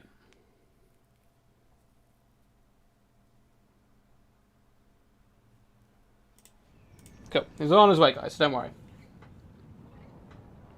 King of the game crushes. Indeed, indeed. Hey, just checking. Is there any Mac players here? I'm alone in the Total War Warhammer 2 Mac world. Unfortunately, I think it's, yeah, the Mac scene tends to be way smaller, unfortunately. At least everyone I know plays on a kind of like a Windows PC for the most part. Speaking of more content, do you have a roadmap on how to grow? I do not have a roadmap on how to grow, Nick, no. Oh, have I tried analysing what performs best? Yeah, I mean, it's kind of a weird thing where certain factions will perform better on my channel, for example, and some of the long-term videos. So the problem at the moment, or before I managed to drop some shifts, is the long-term videos take or long-form videos, I should say. So like an hour-long video or 2-hour-long video breaking down factions and so forth tend to either do really well or really poorly. So it's a lot of time and investment to make those videos, and you don't really know the outcome. But they can help grow your channel quite a bit. But now I've got some more time, I'm looking to do one of those videos a week. And if some of them fail, that's absolutely fine. And if others perform really well, then, you know, that will help grow the channel. But yeah, certain factions perform best on my thing, of course. If I do a video and it's got Norsker in, compared to a video with dwarfs in, the dwarf video would do better, kind of regardless of the content of the video, because more people are checking out for them. But I still like to include those other factions as well from time to time, just to give some variety and, you know, keep everyone happy and enjoying the stuff. Cat Morgan has been selling livers on the market. We can all guess what Cat Morgan does for a living now. It must be something insane. It could. Oh, maybe it's something super evil though, like he sells ducks on the black market. But yeah, the algorithm's pretty hard to like figure out, honestly. Like YouTube, I have some stuff that just blows up where I'm like, I have no idea why this video did well.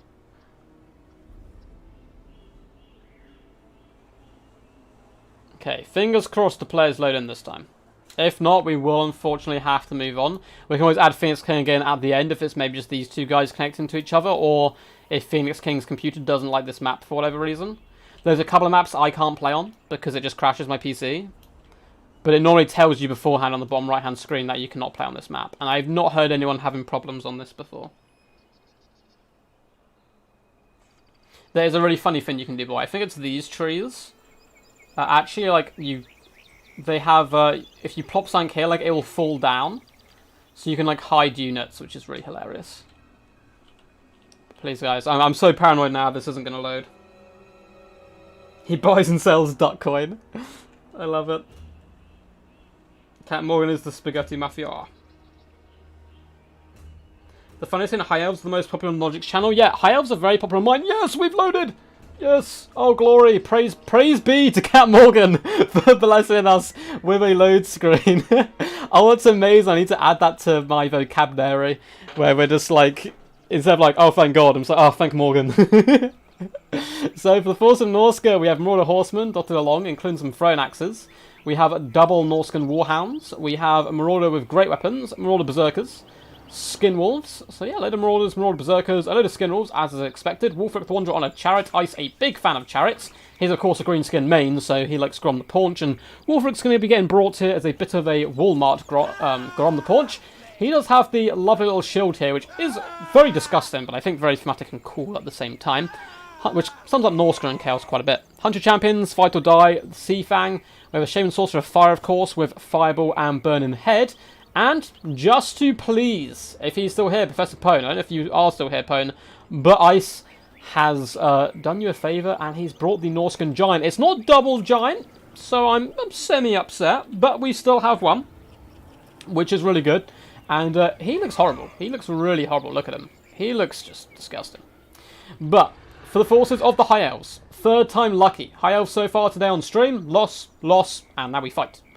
We have Spearmen dotted throughout the front line. So a load of Spearmen backing up double Swordmasters of Hoeth, 2 Illyrian Reavers, 1 either flank, a bucket ton of skirmish cav in the form of Illyrian Reaver Archers, and we have Imric the Dragon Prince on his dragon, which has a ridiculously long dragon-esque name, so I'm not going to be able to pronounce it here today. Coming in with the Star Lance, Dragonhorn, and Lord of Dragons, looking to bring the pain to the enemy. We also have a Jade Wizard down on the ground, or a Major Life, I should say, with Regrowth and Earthblood to keep Imric happy and active.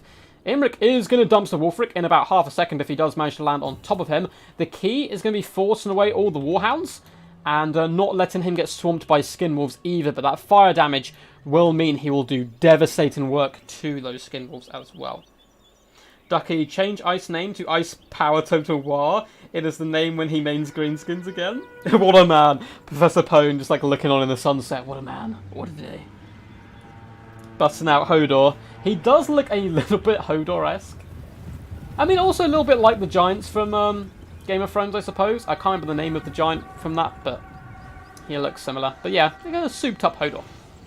The Illyrian Reaver Archers instantly going to start trying to butter the bread of the Marauder Horsemen, and that is a perfect target to try to keep Imric as safe as possible. The Reavers just going to be shooting and bouncing back. Fireball is going after Imric here, who decides to dodge a last second, and that actually works out quite a bit in his favour. He does take a tiny bit of damage, but that Fireball is just going to keep on going, and explode harmlessly into the ground. Marauders are being forced up. We saw this in the game up against Logic's Greenskins earlier, using cheap, cheerful Marauders with their shields to just push away enemy skirmish cavalry and absorb some of that damage, because the Marauders are pretty expendable at the end of the day. The Reavers looking to do a bit of cycle charging in the front line perhaps, and the Berserkers are hanging well back at the moment. Not a bad idea whatsoever. due to the power of the Reavers. Now, a Burning Head has come down. It was missed by the Phoenix King. He managed to fall back his skirmish cavalry in time, but the Swordmasters actually still have every single model, and they're going to get a regrowth here, which is really nice play there by Phoenix King. So the majority of that Burning Head, is just going to get absolutely wasted there, which is really good play. The Imra the Dragon Prince smells a Shaman and is going to come in for the slaughter. Does need to be careful because now... Are these the Beast of Tashnar? No, Norscan Warhounds and Skinwolves are looking to swarm the Beastie. There are Swordmasters, though, in support, and Swordmasters have dumpstered the front line here of Norsca, though a lot of it was kept in deep reserve. Norscan Warhounds getting crumped by the Reavers, and Imric the Dragon Prince driving back those Warhounds and turning his fury upon the Skinwolves. Should certainly be able to drag them down, and all of the archers are still quite happily shooting in. Focus down at the enemy skirmish cav. But they also may want to shoot the Berserkers. Berserkers have basically no armor. They're pretty naked when they charge into battle, makes them feel free, and like they can fight at their full potential. Swordmasters are overchasing a little bit, though. Going to be absorbing a lot of the damage from the throwing axes here. And down on the right-hand side, we have Spearmen fighting in the woods with Reavers. Now, it is double Spearmen. Skinwolves are taking a bit of a pounding, but there are Marauder great weapons here who should be able to aid and support where necessary. We have some horsemen in the back corner of the battlefield for some reason. Not sure what that's about. They're currently fleeing for their lives. Berserkers are getting a cycle charge in the front by the Reaver archers just to keep them at bay, buy time for the Swordmasters to come back and start slicing and dicing their way through these Marauder Berserkers, who are not going to have a good time whatsoever in that scrap. Down here, Wulfric has managed to seek refuge in the trees, looking to perhaps mitigate some of the damage the dragon's going to do, but Wulfric is terrified, and it takes a bucket ton of damage. Imric certainly victorious there, regrowth keeping him alive, and unfortunately, oh no, tiny miss micromanagement. The Skinwolves didn't actually get an attack order on Imric, so they fell a tiny bit short, and that's allowed Imric to get back up into the skies. Wulfric probably going to be going down here. Big breath attack goes down on the Skinwolves, and no doubt Imric will follow that up with a charge. Swordmasters are doing a good job so far, and the Illyrian Reaver archers have been protected really well by the Phoenix King. Another Burning Head comes down the line on the Swordmasters, doing some okay damage, not as much as we saw previously.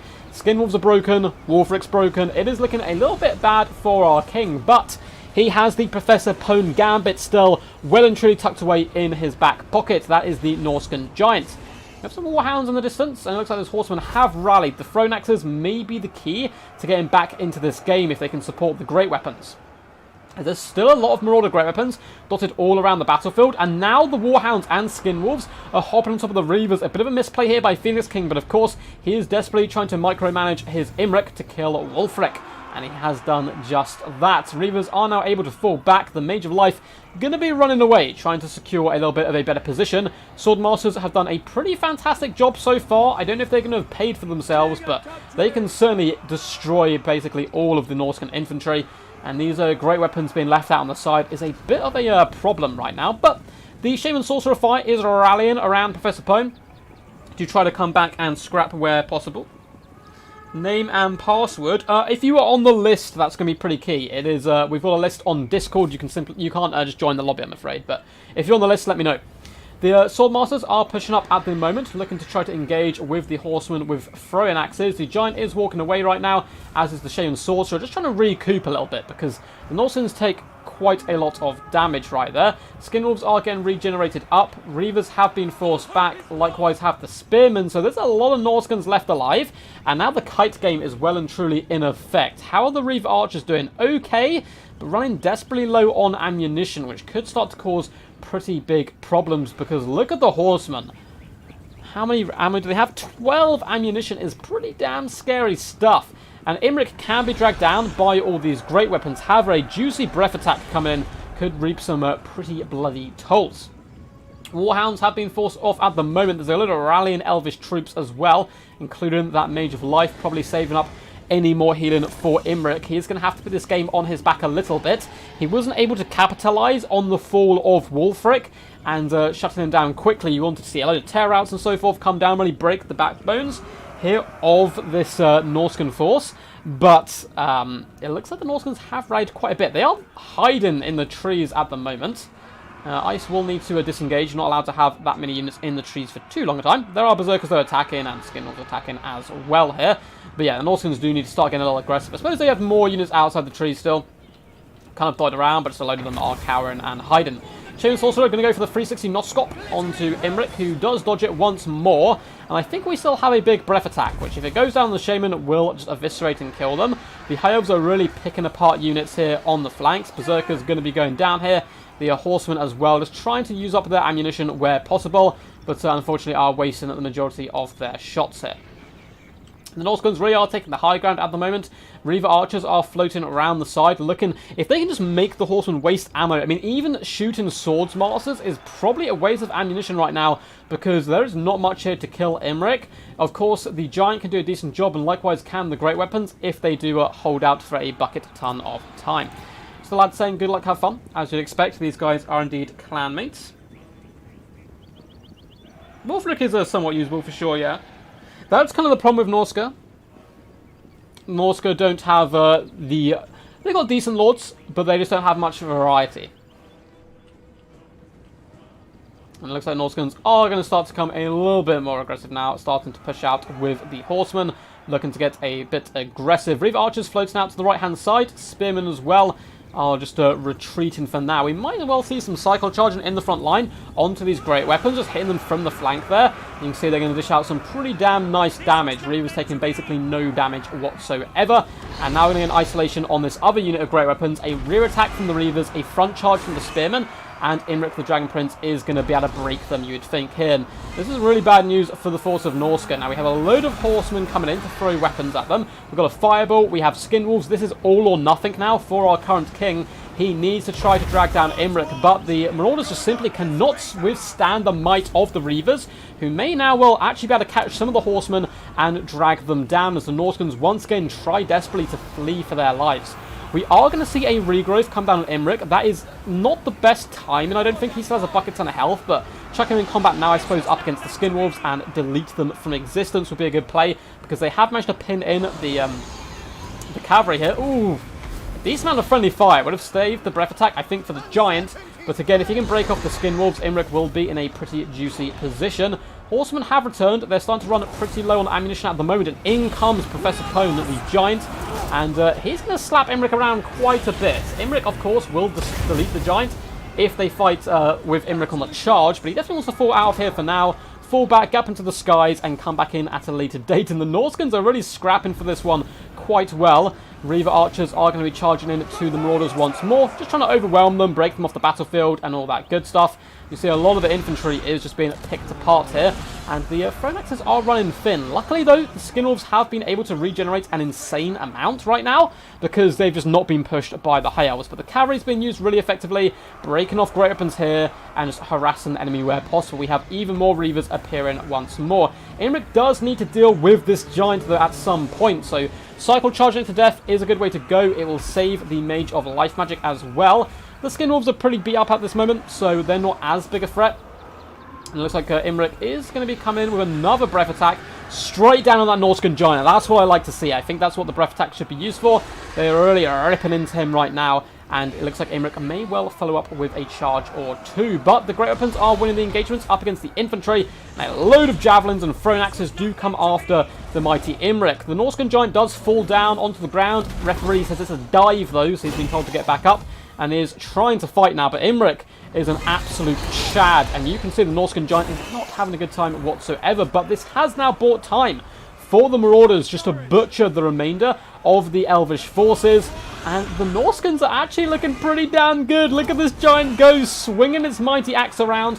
We even have the Shaman in here, and the reason the Shaman's engaged is just to mess up Imric's attack animations and try to break him down. Lord of Dragons goes down on the Norscan Giant, though, and this could be very painful, but the Horsemen have come in the rear. Imric may indeed break. The Mage of Life Magic is really struggling to cling on right now.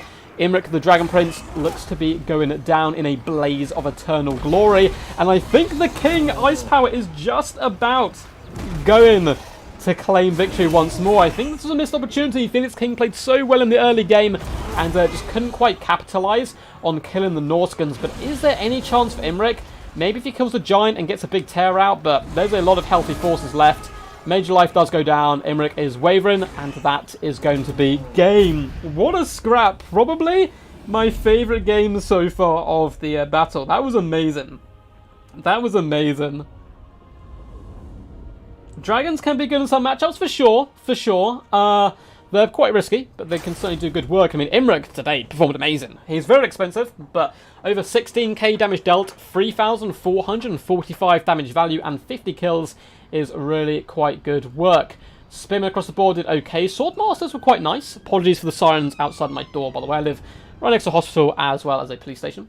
870, 775 damage value. Reavers did pretty good work, particularly the Archer Reavers, focusing down. And the Phoenix King was a massive state of advantage because Wulfric, you should be ashamed, Wulfric. You need to, hang your head in shame and be pushed off to the side somewhere because you got deleted by Imric.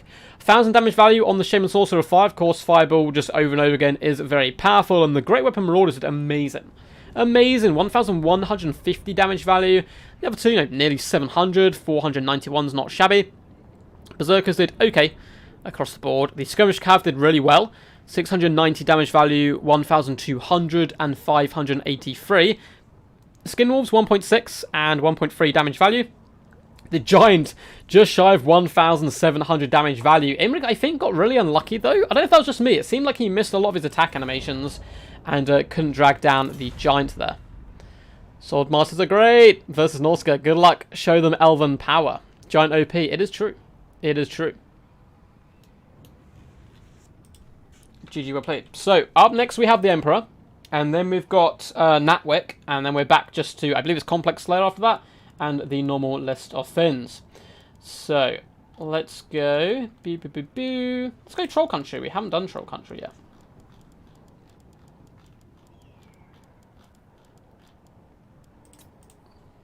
So, Emperor, it is your time to shine. And then we have Natwick. Yeah, 78 attack versus 30 defense. Yeah, for sure. For sure. Hey, what's up, Loopy? How are you, champ? I have a video about you coming out today. Ooh, the tense. The tenseness. I hope you're hyped. I was going to drop it this morning, but I'm dropping it later today. I'll give you a clue of what it is. It's against Energized. Yeah, really unlucky. Yeah, that was unlucky, man. Phoenix King played really well. Yeah, it's a dragon. That'll happen. That is the problem. Hey. So.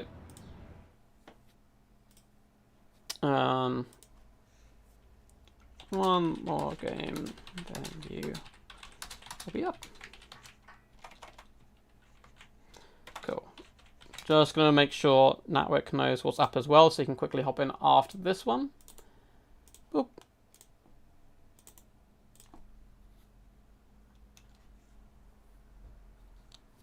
Awesome stuff. Boop. And we're back. Oh no, I need to change these scores. So, Ice Power. The first and eternal king, it would seem, being undefeated at the moment, is 4-0 up. King P, King Phoenix, did a really good job, though. Very close game. I actually really like the High Elf build, but High Elves did lose 3 games in a row. But up next, we do indeed have the Emperor. Boop. So, can Emperor do what a king could not? That is going to be the true philosophical question here as we watch these units bash into each other and try to slaughter them. So Ice Power is going to go with the Lizard Boys. He's planning on who to ban. Lizardmen, very good on small maps, particularly maps like Troll Country, which can do some good work. What's up, Falcon? How's it going, champ? Oh, it is a weird... Yeah, Hank. Hank knows what's up. It's another one. The video is called A Build So Good I Cast It Twice, because there's another... I did a stag build with Loopy the other week. It is a slightly different build, and it's really good. Spice indeed, man. Ice Power's on a roll today. He is on a roll. So, I'll read out the list for those who don't know. So we have Emperor up next. Then we have Natwick. Then we have Complex Slayer. Charix, Dacta for Poland, Stormrunner, Nirondon, Potato Sauce, Dr. Jellyfish, Bilbo, and on it goes on and on. We've still got quite a while left. We have, I believe, like 2 hours and 15 minutes maybe? I'm trying to remember how long we said we were going to go for. 4, 5, 6, 7. You got till 7 anyway, so we got time. We got time. I do an hour and 15. We might go a little bit longer. We'll see how we're feeling at the time. So let's just update the list so people know what's up.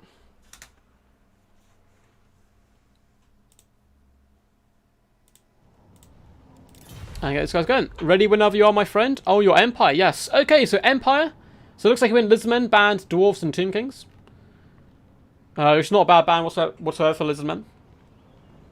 I think Skaven VP are worse, but not on this map. Because Troll Country, you can rush them really effectively. So I quite like the bands. And we've got the Empire, which on Troll Country could be quite interesting. You're going to struggle to kite and kind of hold a defensive formation on such a small map. Yes, the lizards are coming out. That game was crazy. That game was awesome. That was a very awesome game.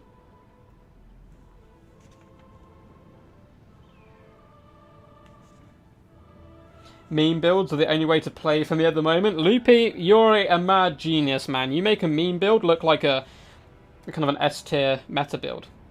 What's your favourite cereal? Of course it's Jordan's, Sebastian. Jordan's cereal, the strawberry one. It's got my name on it. I once convinced a girl I worked with that I got a 10% discount on all Jordan's products. They do like cereal bars and cereals. And I get a 10% discount on Jordan's shoes if I have proof of ID that I'm called Jordan. She believed me for like a week. She went around telling everyone of this like amazing thing until someone brought up that I was joking. And yeah, she went a bit mental. In a good way, in a good way.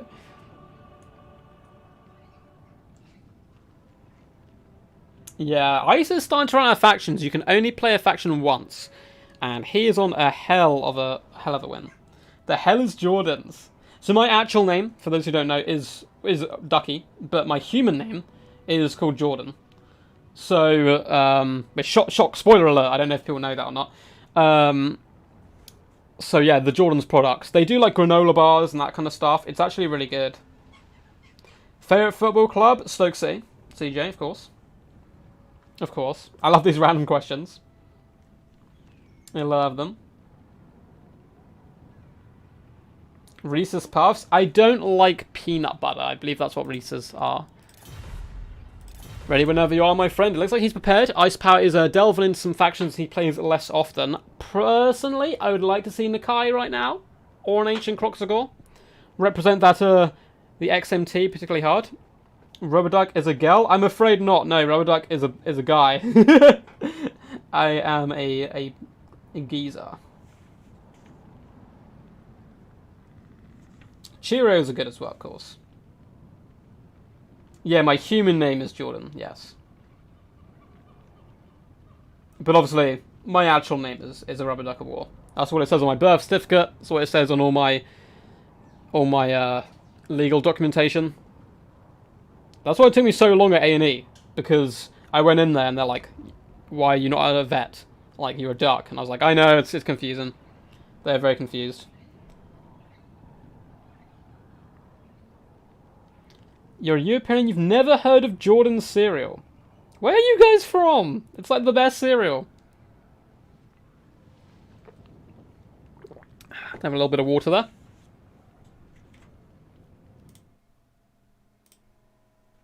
Awesome, man. Cool, dude.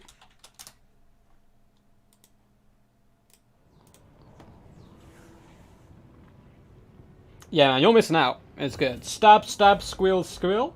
Did someone say, what's your Skaven name? Oh, what would my Skaven name be? I don't know. I think I'll have to leave that up for you.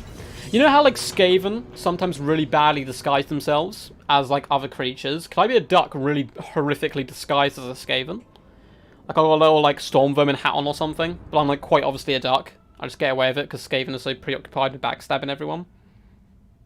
If I was a duck, not duck, a Skaven, oh god, you got duck stuck in my head now. If I was a Skaven, I would have a dagger, like a fake dagger, planted in my back at all times, so it already looks like I've been stabbed in the back, so no one else is going to try it. I am Dutch, nobody eats cereal here. Oh no. I'm sure you could get it in France. For Poland's from Poland? Oh my god. The plot twists. I live in France and brought some this afternoon. Yeah, I'm sure you could get it. It's just, you might not have spotted it before. It's quite big. It's quite big. I know we've kind of derailed the stream, so apologies people who are here for me to talk about the game. We're kind of talking about glorious cereal, but I've got to represent Jordan Kind, you know. Oh, that's a nice stretch. We are here on the glorious map of Troll Country. Very close quarters. Players like to get aggressive against each other, which suits the Lizardman quite a lot. And Ice Power has redeemed himself, guys. He has redeemed himself. We know he has fallen to become a greenskin main in recent times, bringing Grom the Paunch, bringing Faye Enchantress, but he has come in with the greatest anime or film redemption arc in history, with a very laggy Nakai the Wanderer right now, clenching his fist in slow motion. We have the boy Nakai. I hope their internet is all good. Yeah, it looks like it is slowly starting to stabilise here. We've had not too many problems today, luckily. We've had people's computers crash and stuff. But hopefully the Emperor can connect to ice. It looks like stuff is starting to move a little bit better. Oh god. Oh god. Move my glorious beasties. We'll go for the builds anyway and see if it stabilises. So we have red crested skinks. A load of them dotted throughout the front line with Saurus Warriors dotted all the way along. We do have skink cohorts with javelins as well. We have a feral Bastiladon. We have some feral cold ones, in fact. 2 Bastiladons, a load of skinks. We have feral cold ones and cold one riders on this right-hand flank. We have a giant flying magical duck in the form of a Coatl here today. It does bring a couple of bound abilities, the Lesser Chain Lightning, the Thunderbolt. Is it called Urion's Thunderbolt, I believe? Yep, both can be pretty powerful. I actually really like it against Empire because Urion's Thunderbolt can kill artillery paces, and the Lesser Chain Lightning can help clear out some of the gunners and other chaffy units. With a Skink Priest or Beast, Flock of Doom and Manticore Summon will be the poisons of choice. I wish we saw Pan's Impenetrable Pelt to drop it on the Kai to help protect the buddy. I need to bring in the Kai naked, oh no. Okay, still big props though for bringing the Kai. Still cool Chad. His items are actually really quite powerful, but they're just so disgustingly expensive that you don't see them too often. We have the Royal Aldorf Griffites for the Emperor on the right-hand side. We have a load of Swordsmen and Spearmen dotted through the front line. Double Great Swords in the back. In fact, triple Great Swords. Oh, hell yeah. It's not often you get to see the elite warriors of the Empire. You can see them cheering on the lads there, getting ready for a good old scrap. Couple of Huntsmen just in behind. We have a Empire Captain down on foot. On the left-hand side, we have Demigryph Knights with halberds once more, and an Arch Lector. Is he dual-wielding hammers? Oh, you betcha. You betcha he's dual-wielding those hammers like an absolute shad. And it looks like he's even coming in with the mace. I think the mace is a little bit too expensive. There's a few matchups where it's worth it. I'm not so sure it's going to bring the pain here today. We'll have to wait and see. We have a Jade Wizard as well, Earthblood and Shield of Thorns. It's going to be a good fun scrap. I mean, the Lizardmen are certainly going to surround the majority of this force, but if you can get these Demigryphs on the single entities and drag them down, the Empire could be in a pretty good position here. Yes, yes.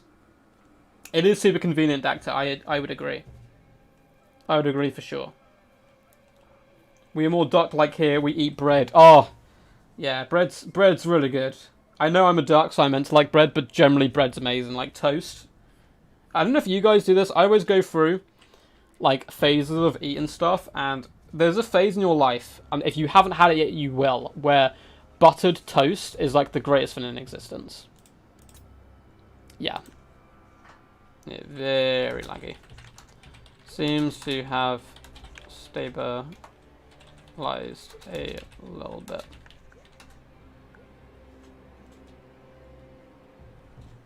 So give it a go. If it's too bad, we will have to move on. Yeah, it seems to stabilize a bit, the lag. Ice has been I don't think it'd be Ice, I think it would be the Emperor. We've managed to kind of Ice pretty much fine the whole day. And it's not even like the Emperor's internet's necessarily bad. It's just that maybe connecting to Ice Power could be a challenge for him. But if you look at the animations on the duck, it seems to be okay so far. Stuff does start to move forward, looking to engage the enemy here. Yes, yes. Tell me only Swedes locked at Donald Duck at Christmas every year? Wait, what? What? People go to McDonald's on Christmas? That seems a bit odd. Anyway, so I think McDonald's is probably closed on Christmas here in the UK. The swordsman going to be pushing forward. It is a little bit laggy, but not too terrible. Not too terrible at the moment. So the huntsmen are really going to have to focus down the large creatures. One big threat, though, that the lizardmen do have today is actually the feral cold ones. whipping up and around and getting on top of the Huntsman. That's not something I say every day. Normally I'm a little critical of Cold Ones, but they can certainly do some decent work with a nice little flank overload on the left-hand side here by the Lizardmen. Ferrobastildon, Nakai, and the Quattle all going to start swooping down, trying to overload this side, and you can see the Swordsmen really are... Oh my god, look at the carnage coming as they get sent flying. Quattle is having a whale of a time flicking its tail back and forth. Skink Priest is even getting involved in the action as well. Ferrobastildon is pushing in on top of the Spearmen. Cold of Sotek starting to grind their way through. We're going to see the first of the Manticore summons, most likely going to go after the Jade Wizard, and it looks like for the most part the Lizardmen are really trying to swarm. We do have the Demigryph Knights of Halberds, led by the Arch-Elector, who's actually just trailing them, trying to come after the cavalry. They're going to get countercharged though by red-crested Skinks, who are perfect for dealing with such units. You can see, oh my god, look at the damage! Look at the damage the Demigryphs took there! But they are now going to be supported by the Arch-Elector. Red-crested Skinks, unfortunately, are being punished quite heavily though for dishing out that initial damage. Ferromanticore is being used instead to chase off the Huntsman. Not the worst idea, because at least it keeps them busy, even if you can't finish them for good. And Nakai is going toe-to-toe up against the Empire Captain. Bow before the majesty, which is Nakai. Taking a few shots, I kind of like that animation where he like shields himself from the arrows. But that Captain is not in the right neighborhood. And some big hits coming in from Nakai is starting to break him now. Ferrobastildon is pushing through alongside the cohort of Sotek. One of the best units in the game for me personally is the cohort of Sotek. Such good value. And are now looking to do a bit of a rear attack into the Great Swords, who do have Shield of Thorns popped on them though. So they are holding the line rather nicely. In the back lines, the Arch-Elector is supporting the Demigryph Knights, but they're double on the single red-crested Skinks with the Feral Cold Ones. Demigryphs have taken quite a pounding. They're probably going to get held up by the Jade Wizard, though, you would expect. Huntsmen are fleeing for their lives, and this is the big problem. If you find your range units on the back foot like this, it's kind of, you know it's going bad, because you have nothing to get back here and protect them. Yes, there's one unit of Demigryphs on this side and one on the other, but they're currently getting tangled up with the wrong crowd. Red-crested Skinks poisoning them and dragging them down. Nakai has done his ultimate duel of ultimate destiny up against the Captain, who's not done too well for himself here. Nakai, of course, is a far more powerful foe indeed. Feral Card 1's going to chase him down. Nakai is looking to get the kill, though, rather than letting him escape to live another day. Quattle is going to hunt down the Huntsman. We can see they are currently terrified, and we have Skink cohorts on them. The main battle fight not going too poorly for the Empire, though. They've kind of rallied around the Arch-Elector and some more of their elite troops, including the Great Swords here. Jade Wizard trying its best. Saurus Warriors are completely surrounded, but such a stalwart unit fighting to the bitter end there. And you can see this other unit of Great Swords has been overwhelmed by that lovely hammer and anvil tactic Ice Power has done quite a few times this stream. It's a real old school classic, which you guys should definitely learn if you are new to the game, by the way. But with the Cold of Sotek and the Ferrobastildon, now the Jade Wizard is getting down and dirty in combat, but simply being overwhelmed. Quattle looks like it's still trying to go after the Huntsman. It might want to fall back into the main fight. Balance Power, though, is Lizardman favoured, despite the fact that Manticore is now a goner. Skink cohorts are going to be able to nip at the heels and slice the throats of these Huntsmen with some really cool jumping attack animations. Ferrobastildon is getting aggressive, hunting down the Huntsman, trying to force them away. But you also have Feral Cold Ones and Red-Crested Skinks pushing into the back line. In the main fight, it seems like we're going to be getting the Lesser Chain Lightning come down on the Great Swords, but the Empire have actually formed a bit of a death blob, and this could be a little bit scary for the Lizardmen. I mean, they forced back the Jade Wizard, but I don't know if they have anything swift enough to catch it. Luckily, it will get it very heavily out of position, and the Quattle may be able to swoop down and finish it off for good. The poor little Skink Chief is dying to swordsmen in the trees, and there's no lizards around to help him. Red-crested Skink still going after Great Swords. It looks like the Royal Adolf Gryphites have been dragged down by the presence of Nakai. Just by Nakai being nearby, they're like, nope, we are out of this. Arch-Elector may have lost his Demigryph escort, but he's still up to 61 kills here, doing a relatively solid job. But a lot of forces of the Empire are just being escorted away from the battlefield now, and that's going to leave this last little pocket of strength really isolated and alone. Ice Power is a master at picking apart your builds and hopping on those, when you get pulled apart, hopping on those units and kind of overrunning them. Yes, yes. So a lot of these troops are getting pulled to pieces. You can see the Royal Adolf Gryphites, unfortunately, down to just the 6 models. And getting beaten back here. Great Swords are going to be getting overwhelmed by the Cold One Riders. And Nakai just having a whale of a time. Look how happy he is just to be out in action and bringing the pain to the enemy. He's going to start slapping humans to death. I love that power. He's going to slap someone and they like exploded. So Nakai, only 11 kills so far, but he's done a good job hunting down key targets and chilling out with the bros. Balance power is very heavily in the Lizardmen favour at the moment, and I can certainly see why. The Huntsmen are just done for. One unit shattered. These other two may want to hunt down this second unit of Huntsmen. And the Quattle is going to be swooping down onto the Archlector and into the Spearmen. Now, the giant, glorious, beautiful duck, I think I once called it the Beast of 1,000 Ducks, is coming in here, doing some good work. It is up to a rather impressive 50 kills so far. And it's now hopping on top of the Jade Wizard, looking to finish him off. Archlector is going to fall back, looking to try to find Sanctuary somewhere. But if we look over the battlefield, there is none. All the Empire units are being forced back and beaten up. The Skink Priest was even able to beat some swordsmen in combat. And I think that's going to be army losses relatively soon, with the Jade Wizard really starting to struggle. That Feral Bastiladon going for the big old ramrod approach to take down the Wizard, who is getting healed up by an Earthblood. Grand Hammer of Sigma has come down, but the second Bastiladon is also on approach, looking to feast upon the soul and skull of the Archlector. I don't think there's too much hope left for the forces of the Empire. You can see all their forces wavering, and we may well just see a load of tear-outs come down as well. Nakai is on approach here. He is eyeing up that Archlector. He's like, "Comes, Papa." Although I don't know if he's going to be able to get there in time, as he kind of lightly frolics across the battlefield. Greatswords are just about clinging on for now. Jade Wizard is healing up the troops where possible. Grand Shield of Faith has gone down, trying to save this Archlector, but the 3 single entities really can bring the pain. Doesn't matter how elite you are, if you've got 3 large creatures smashing you from all sides, things tend to go pretty badly wrong.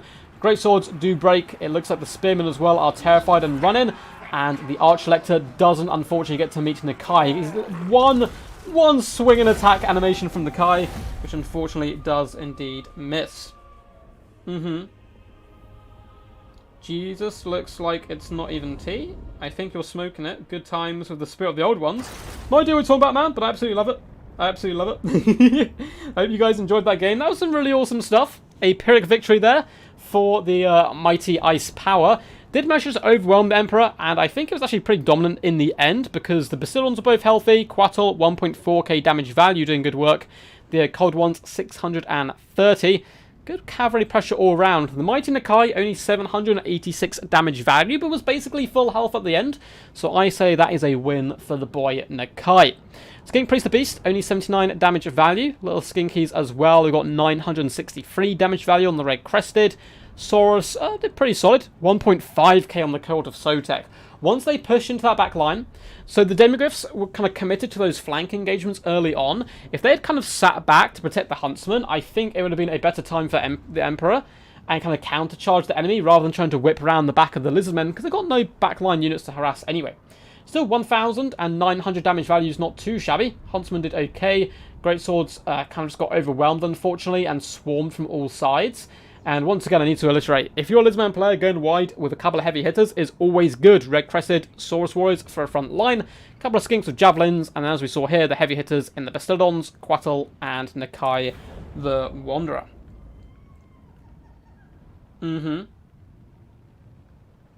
So, well played to Ice Power. GG. Up next, we have Network coming in. And we will switch the map up a little bit.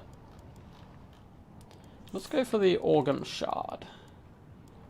Is it under T? So if you are watching Network, feel free to hop in. Lobby is called Duck King of the Hill, password 123. If not, I can send you an invite. So it's Network next, then I believe Complex Slayer after that.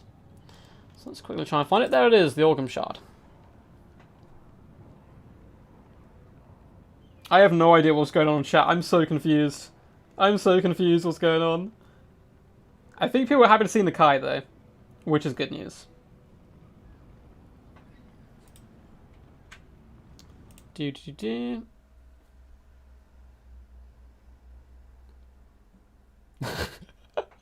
Oh, no way!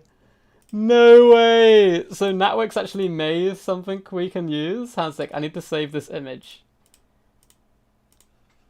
Cool. I'm gonna pop that as a screen blocker in a sec. Network is here though! Hey, hey! So, King, Ice, picks, and bans.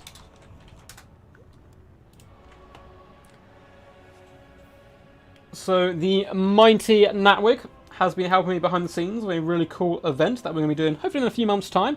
And I'll tell you guys about that closer to the time. It's very exciting stuff, so happy to have him on the channel. Fighting against Ice Power is going to be a tough scrap indeed. I've played Natwig quite a few times. He's a very good player, but Ice Power is on a 5-0 victory at the moment.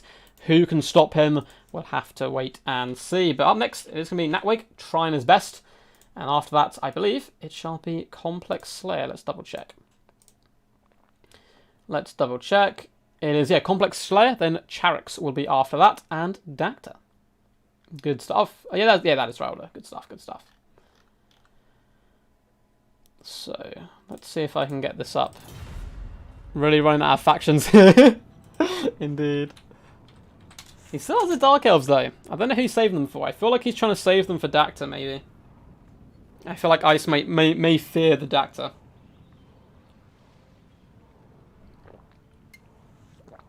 I'm afraid Sweden is no longer... Sweden is, for the most part, a Christian country, I think, if I'm not mistaken.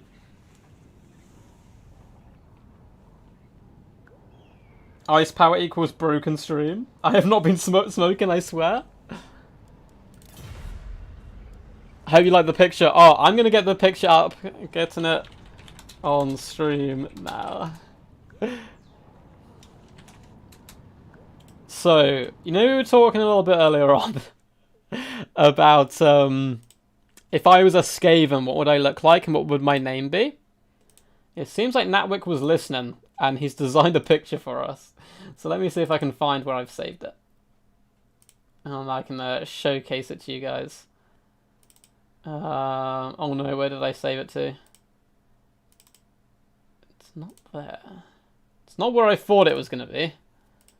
Might have to resave it. Where are you? How has this come to pass? Ah!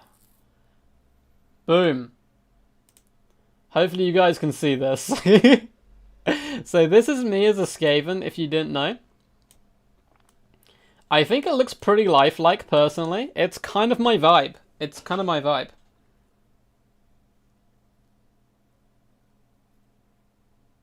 Yeah, they pray to Captain Morgan in Sweden, I believe. But look at this. Look at this. No way he did it so fast. He did it. He did it. I am a Skaven now. I'm a Skaven main. I've actually played quite a lot of Skaven recently because I watched the Suicide Squad 2, the movie, and the Ratcatcher was my favourite character, so I was like, oh, I played a load of Skaven, and then I went and played a load of Wood Elves. I've been loving Wood Elves recently. So it looks like Ice Power is going to Wood Elves, banning Bretonia and High Elves. Interesting. I know which faction Natwig likes to main. See them pop up on stream. It is glorious. That is one mutated monstrosity. The Rat Duck, the Great Horned Duck. It is our time. We shall rise from the sewers where we've sent our Rat Duck brethren. We will overthrow the humans. That is the plan. That is the plan, of course. That is what we tend to do anyway here on the channel, is plot to scheme and overthrow the universe as the Great Duck Nation, but likewise play a load of Total War Warhammer. Hope you guys have been enjoying, by the way. I haven't said this yet, I don't think, this stream, but if you guys have enjoyed, make sure to leave a big fat thumbs up and subscribe and all that glorious stuff. To those who have joined late, the reason this is a celebration stream today is because of you guys, you champions, you heroes amongst us. I've actually managed to go part-time YouTube and part-time work now, which is really cool. So I've managed to cut down some of my work shifts, not huge, like, well, relatively significantly in fairness, by about like a third.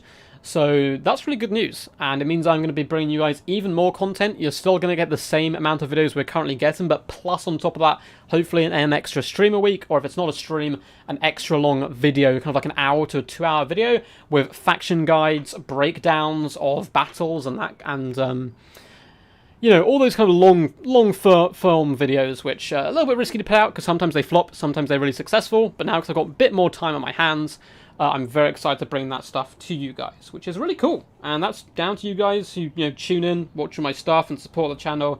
Massive appreciation to you guys. This duck looks amazing. It's actually really cool, isn't it? I'm gonna add it to my Discord quickly. I don't know if I'm gonna. So let's add it to Discord. I'm going to put it under art. I'm not even going to put it under memes. This is art. Where's it lurking? I just found it, so hopefully it won't be too hard for me to find. I think it's under you? No, oh god. Where have you hidden yourself to? It's elusive. I suppose that kind of makes sense, right? Hey, found it. Found it. Cool. I'm just going to upload it to the art section on my Discord. If anyone does want to join my Discord, by the way, we have over 700 people now. It's a Total War Warhammer Discord. You can find players to play against, new players, experienced players, the lot. I'm going to take down the picture of the duck, I'm afraid, now, just so I don't accidentally leave it on during the battle. Yeah, and you can get involved in events and tournaments that I do. Have you really not watched... Oh, Donald Duck and Disney on Christmas. Oh, yeah, of course, Sebastian, yeah. I thought you meant, like, go to McDonald's, because I know some people do that. I know some people do that. In some countries, but I can't remember where it is. But yeah, no, yeah, a lot of people do watch, like, the... Oh, there's, like, it's like a film, like a Disney film, which has, like, 3 small movies in it, and they're all Christmas-themed. So it is going to be Skaven. Awesome. So Natwick is a Skaven main. So it's Wood Elves versus Skaven. I tend to find this goes pretty okay for the Wood Elves because you can bomb rush the Skaven, a load of Great Stags, a load of Dryads, full Vanguard shenanigans, and overwhelm the Skaven force. But the Orgrim Shard's a pretty wide map, so that means he will probably have to... If he wants to go Vanguard, he's going to have to commit to that Vanguard, because otherwise it's a long approach. It's a long approach. It's a long map. For sure. But yeah, Sebastian, sorry, I 100% know what you mean now. I think I was midway through stream in a battle before, so... Plus I've been streaming for a few hours and my mind slowly turns to mush. Yeah, like Scrooge McDuck. There's one with like the 3 ducklings. And they get a sledge for Christmas. I remember that one. And one where Minnie and Mickey Mouse buy each other presents, but they sell like their prized possessions to afford them. Human Boy says this is the worst Skaven matchup. It's not great. Is it the worst, though? Maybe. But I don't think Skaven have, like, any unwinnable matchups, is the thing.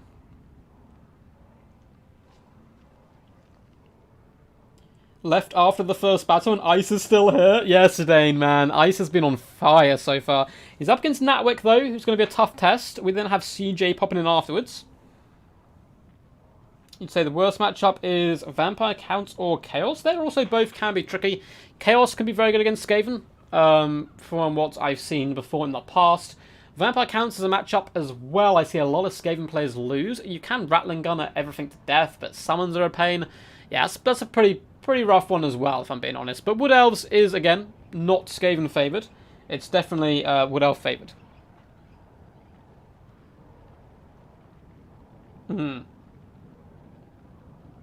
Get some chevroned up wolf rats, boys. Yeah, you're going to need them. The god has spoken. I mean, whatever Cat Morgan says, you boys better do. Otherwise you'll feel the wrath of God. He says you need to guess, kite, or rush.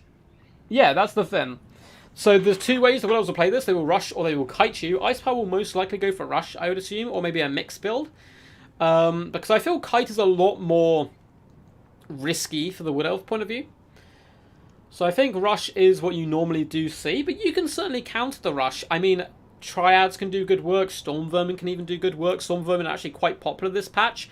Rat Ogres as well will beat the snot out of Wild Riders and Great Stag Knights if they get the charge on them. If they receive the charge, or they both charge each other, not good news for the Rat Ogres whatsoever. They will get deleted very quickly. But it is certainly possible. No, the King of the Hill, once he's played a faction, he cannot play that faction again until he's played every single faction.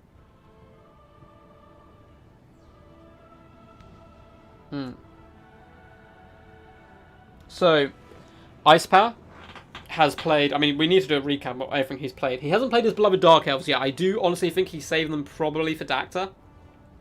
Because Dactyr's a very scary player. So he's probably going to want to bring his A-game there. Although we've got quite a few scary players on the list, actually.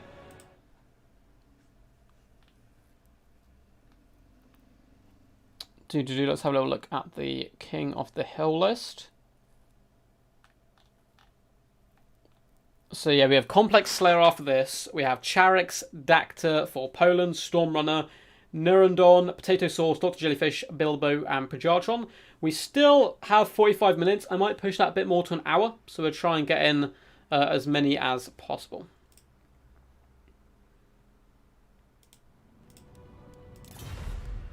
Ready when you are, says Natwick. He's good to go.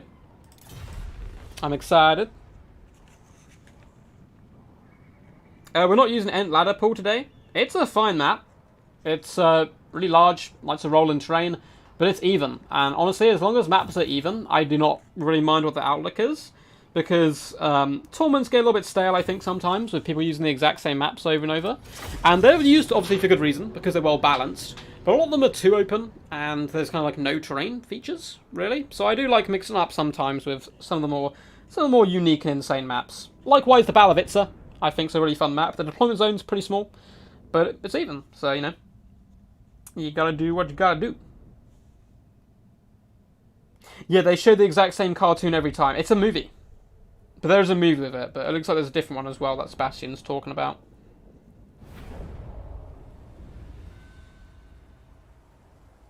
Oh, no, I haven't seen that, Sebastian, then. I haven't seen that one.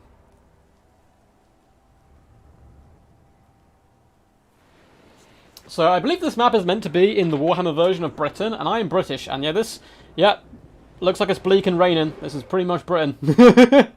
For you.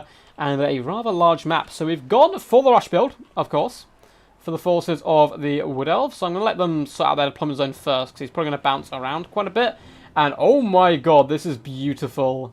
This is beautiful. There is so many halberds in this Skaven force. So we have a couple of gutter runners just in the front. We also have wolf rats of poison lurking in the trees on the flanks. It looks like this unit, though, on the left-hand side is going to get a rude awakening.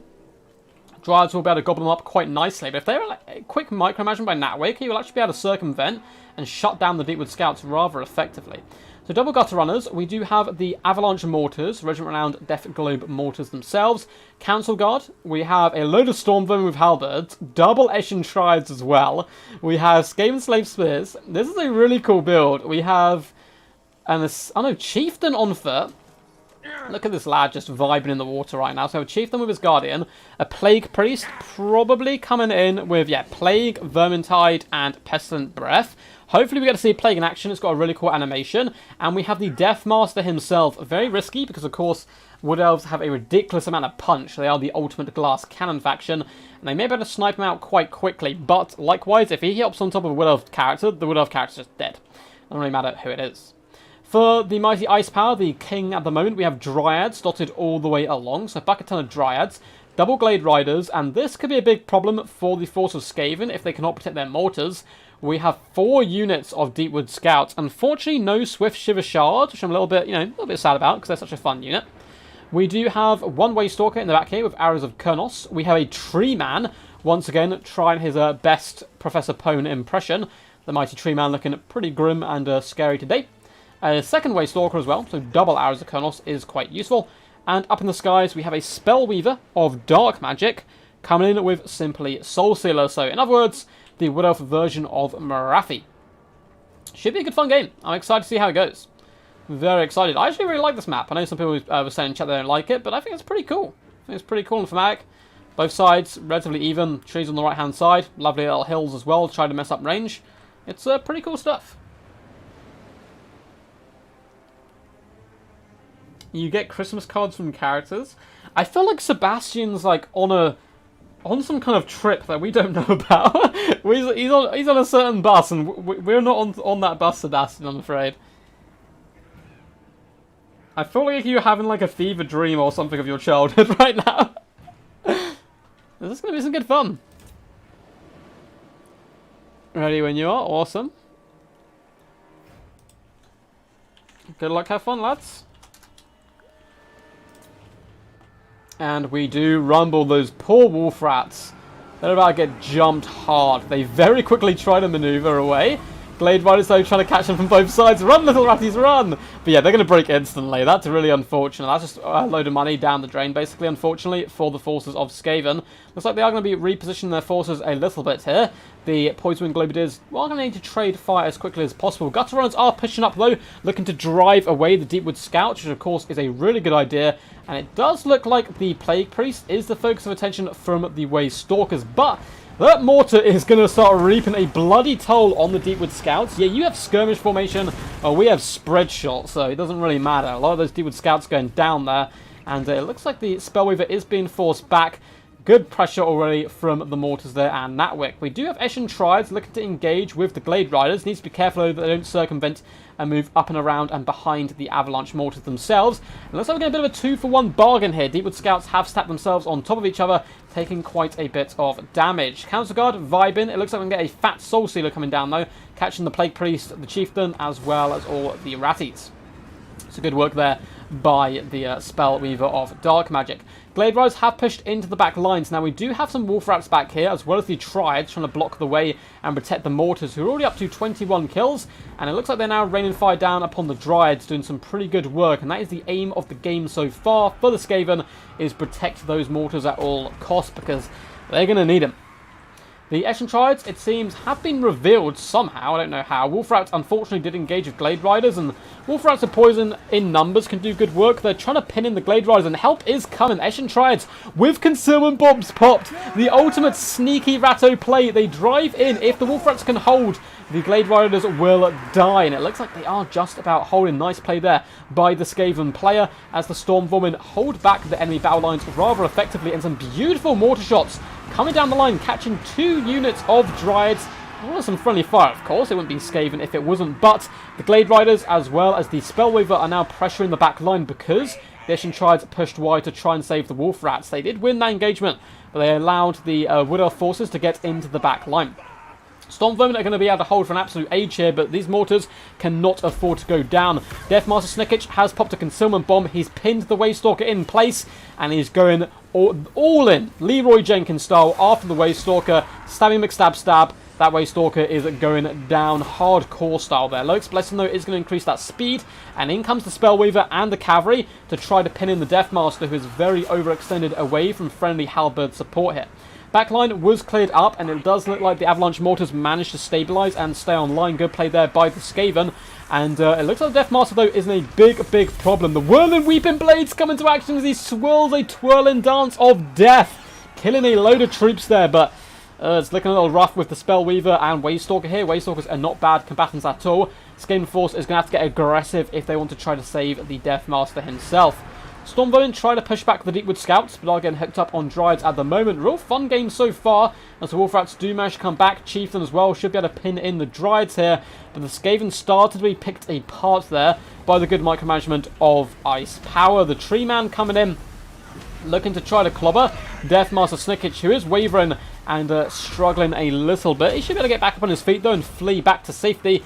And the Mortars are continuing to rain fire in on the Dryads. Not a bad target considering they are pressuring them quite badly at the moment. Looks like the Glade Riders managed to dodge, though, kind of drive their horses underneath the shots there from the Avalanche Mortars. We have Storm Vermin with Halberds here who can protect as well if need be, and that rain and fire continue to pour in, doing some really nice work. The Avalanche Mortars up to 68 kills now, done a good job. Unfortunately, the Deathmaster, he got greedy. He put his eyes on the prize on that Waystalker and kind of charged in a bit too much there. Now the Skaven forces are going to push out in all different directions, and Balance Power going against them.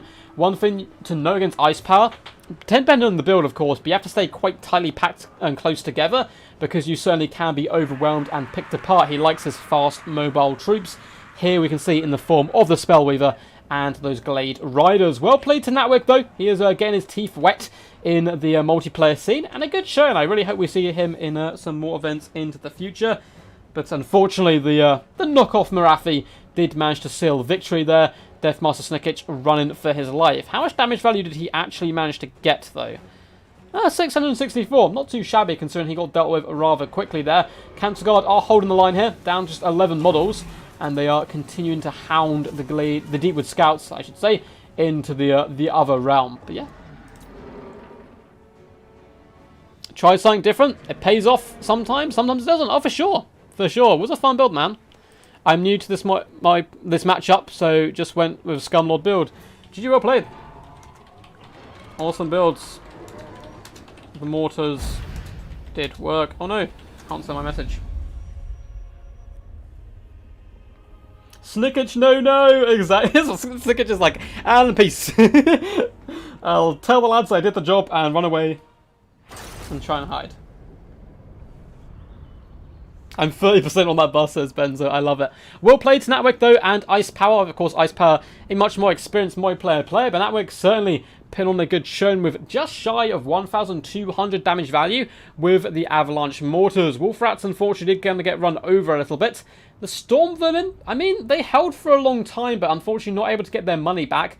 Likewise, the characters just got sniped out. And yeah, this is a really, really scary stuff. Double Wave Stalkers are so disgusting against Skaven because they kill all of their characters from range, and you can use the Arrows of Kernos to kill artillery pieces. So, Wave Stalkers, some of the best units, in my humble little duck opinion, in the game for the Wood Elves. 865 damage value, 1,255 on the other one. Spellweaver of Dark, 1.4k damage value, basically just from Soul Stealers, and of course, doing a cheeky hit and run on the Deathmaster. Deepwood Scouts got a pretty good solid damage value and were relatively healthy into the later stages of the game. Dryads didn't really do much. Glade Riders as well did actually struggle. They were relatively well dealt with by Natwick, but one unit snuck in, and that's all you need. Tree Man, unfortunately, didn't get in the action too much, but certainly could have brought the pain in the later stages of the game. But yes.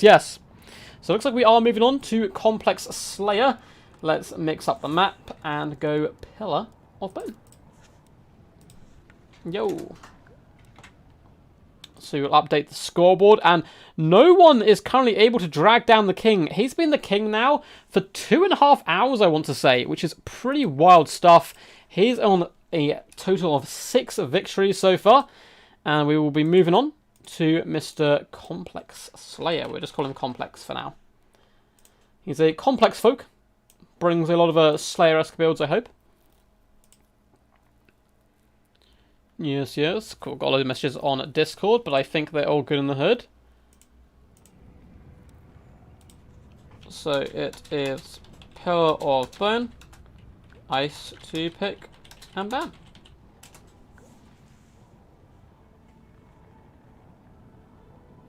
Ice gonna win with everyone? That's what people were... maybe. I think you're up after this, Chax, if I'm not mistaken. Is it you then, Dacta? Ice Power killing the younglings. How'd you join the King of the Hill game? We're full today, Cyril. Most likely, because we've got quite a long list. I don't think we're going to get through everyone. But if you join my Discord, there's a link down below. That's where I announce all the King of the Hills, all the tournaments I host. There's also over 700 total Warhammer players in there. So you can practice games against people, chill out, have general discussions. See a lot of pictures of ducks, because we actually have a duck bot. So that may come, you may get a duck on arrival as well, but you'll have to wait and see.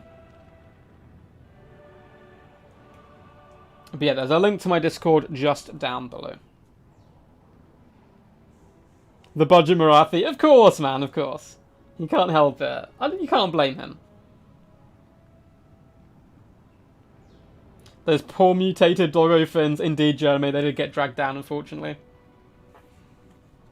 Taking engagements with the cavalry was a little rough for them. They kind of got run over. But honestly, it was a pretty cool Skaven build. I like to see Storm Vermin in action. Storm Vermin have seemed to have a bit of a resurgence in the meta, which is quite cool. Normally the basic Storm Vermin, haven't seen so many Halberds, but again, expecting the rush, the Halberds could certainly have done some pretty decent work if there was great Stag Knights and other such units like that. Oh god. Oh god, Sebastian, I've just seen the meme you popped in the Discord. That is some scary stuff. That is some very scary stuff.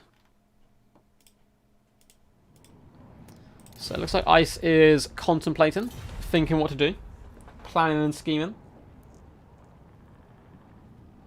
Let's have a little sip of my drink to try and keep me alive.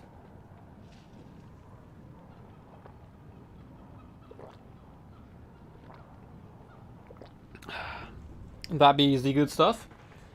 I kind of follow your vids. Pretty fun content. Awesome. Glad you're enjoying, man.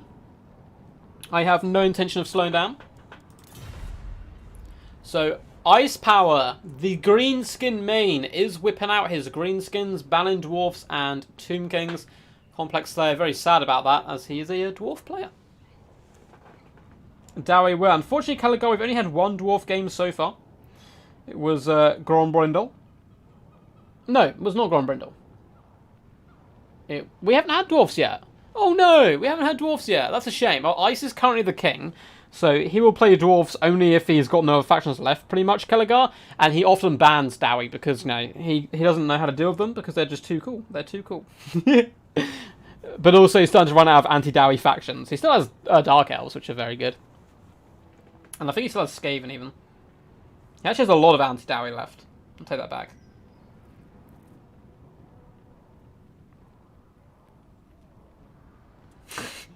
Caligar with the fight and talk there. The fight and talk. It looks like we're going to get a Vampire Counsellor from Complex. Not a bad idea. It's the first time we're seeing the Undead Boyos today.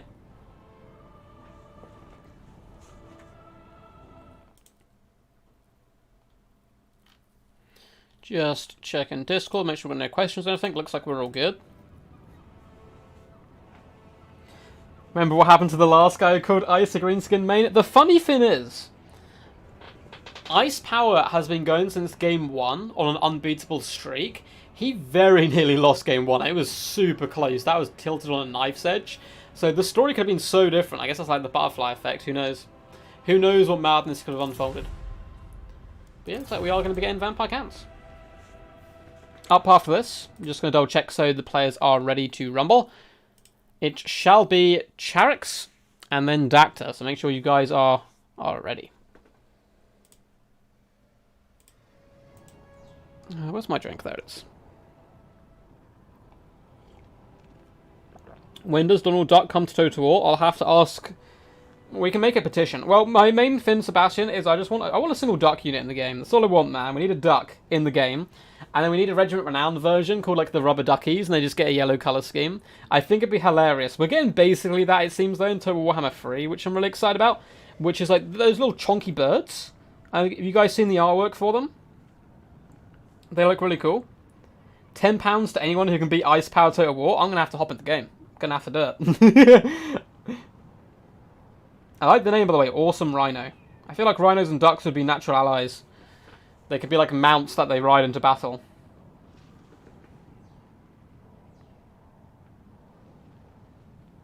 That would be amazing, Jeremy. Like a little Easter egg. Like just somewhere on a really obscure map that no one's ever going to see, hidden on top of a branch. There's just a little rubber duck just sitting there. Wearing a little like wizard's hat or something. That'd be hilarious. One day, lads, one day. I think there are some games about ducks. There's a game which you play as a goose, which I nearly played on the channel, called the Goose Game, but because I thought it'd be kind of funny, because obviously I'm a duck. But it is the Goose Game, not the Duck Game, which is a shame. Maybe they release a sequel where it's based around ducks. What are you drinking? Just water.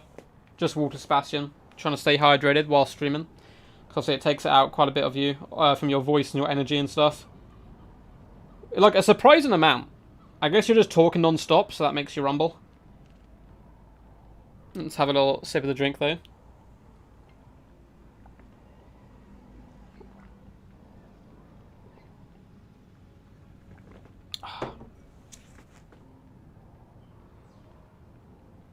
Donald Duck with a blunderbuss and a rhino. My God, that would be very extreme.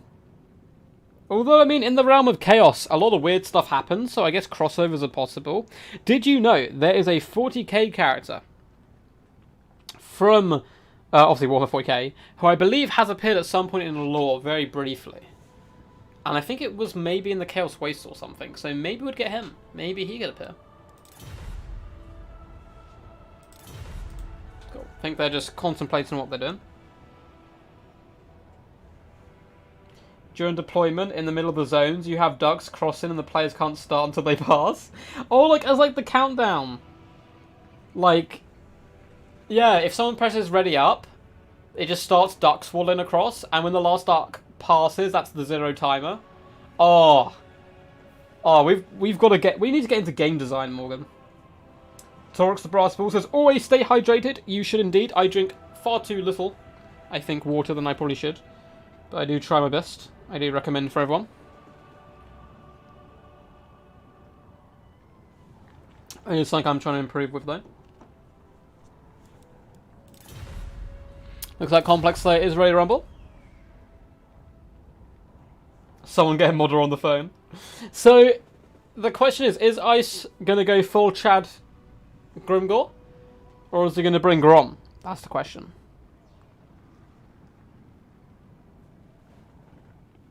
That would be adorable. It would be pretty adorable, for sure. It'd be pretty hilarious. Have you guys seen that gigantic duck? Like a gigantic rubber duck which like floats around a city. Or like the lake of a city or whatever. I can't remember which country has it. I'm not sure why they have a giant rubber duck. I mean, I'm all for it. I'm all about the giant rubber duck life. I am slightly confused and bemused. I'm assuming it's like a mascot or something. I can find a picture. It's been around for years. I might look it up at some point. Let's get this battle done first, obviously.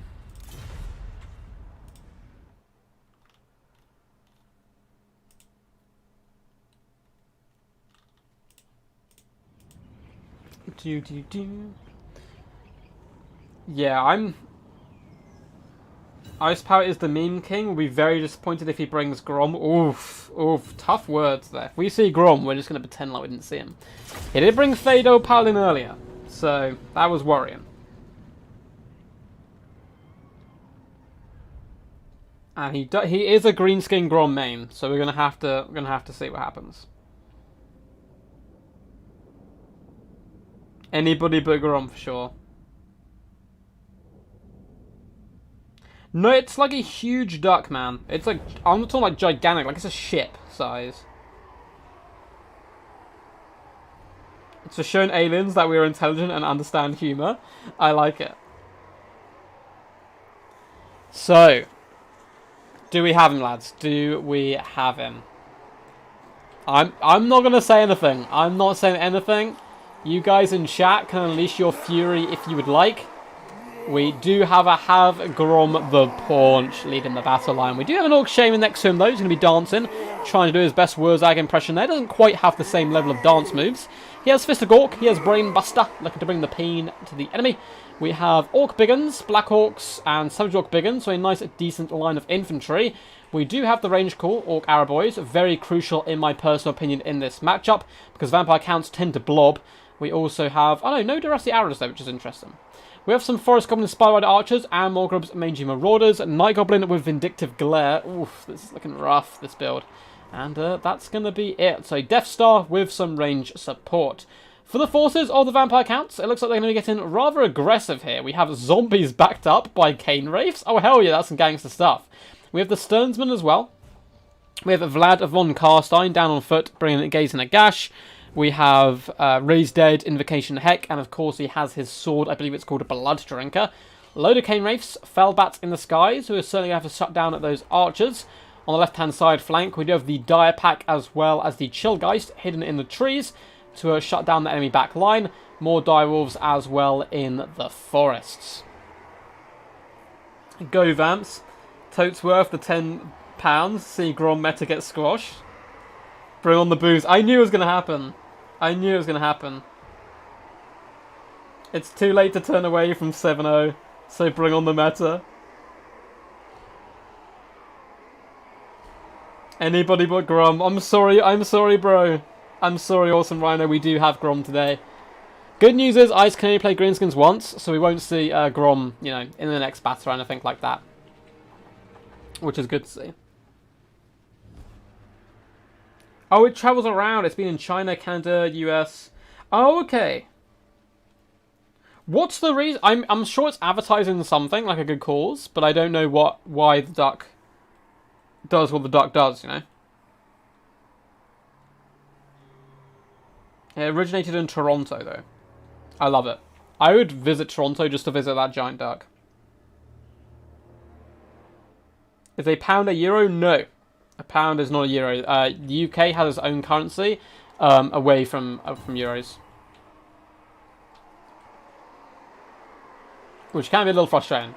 I wish we were all on the same thing, but it is what it is. Hey everyone, what is the celebration about? For those who have joined late and do not know the celebration, also welcome to the stream, by the way. A good old Sons of the Mountain member once more joining. Basically, I've been able to go part-time YouTube, part-time work. So I've managed to drop some of my work shifts, which means more content for you guys, more long videos, more streams, and all that good stuff. So we're celebrating because it's my first week of the reduced hours, which I'm very excited about. So zombies are not going to be absorbing the shots. It looks like the Cane Wraiths are going to be taking quite a lot of ammunition shots coming in. Felbats just going to be driving away these pesky skirmish cavalry and driving them back to their little kind of box build here, pushing back the greenskins where possible. The cavalry, we've got some Black Knights as well. We missed earlier. There's going to have to be a lot of cycle charging from the cavalry, I think, to break this up quite a bit. Felbats going to be moving back again, just wasting the shots of the greenskins, which is nice play. That's what the Felbats are here for. Harassing the back line, chasing down routing troops and all that good stuff. Now, Grom the Paunch is looking to engage the enemy. He's pushed out a little bit from his hidey hole, but once again, it is going to be moving back. Vlad von Carstein looking to start to push the enemy.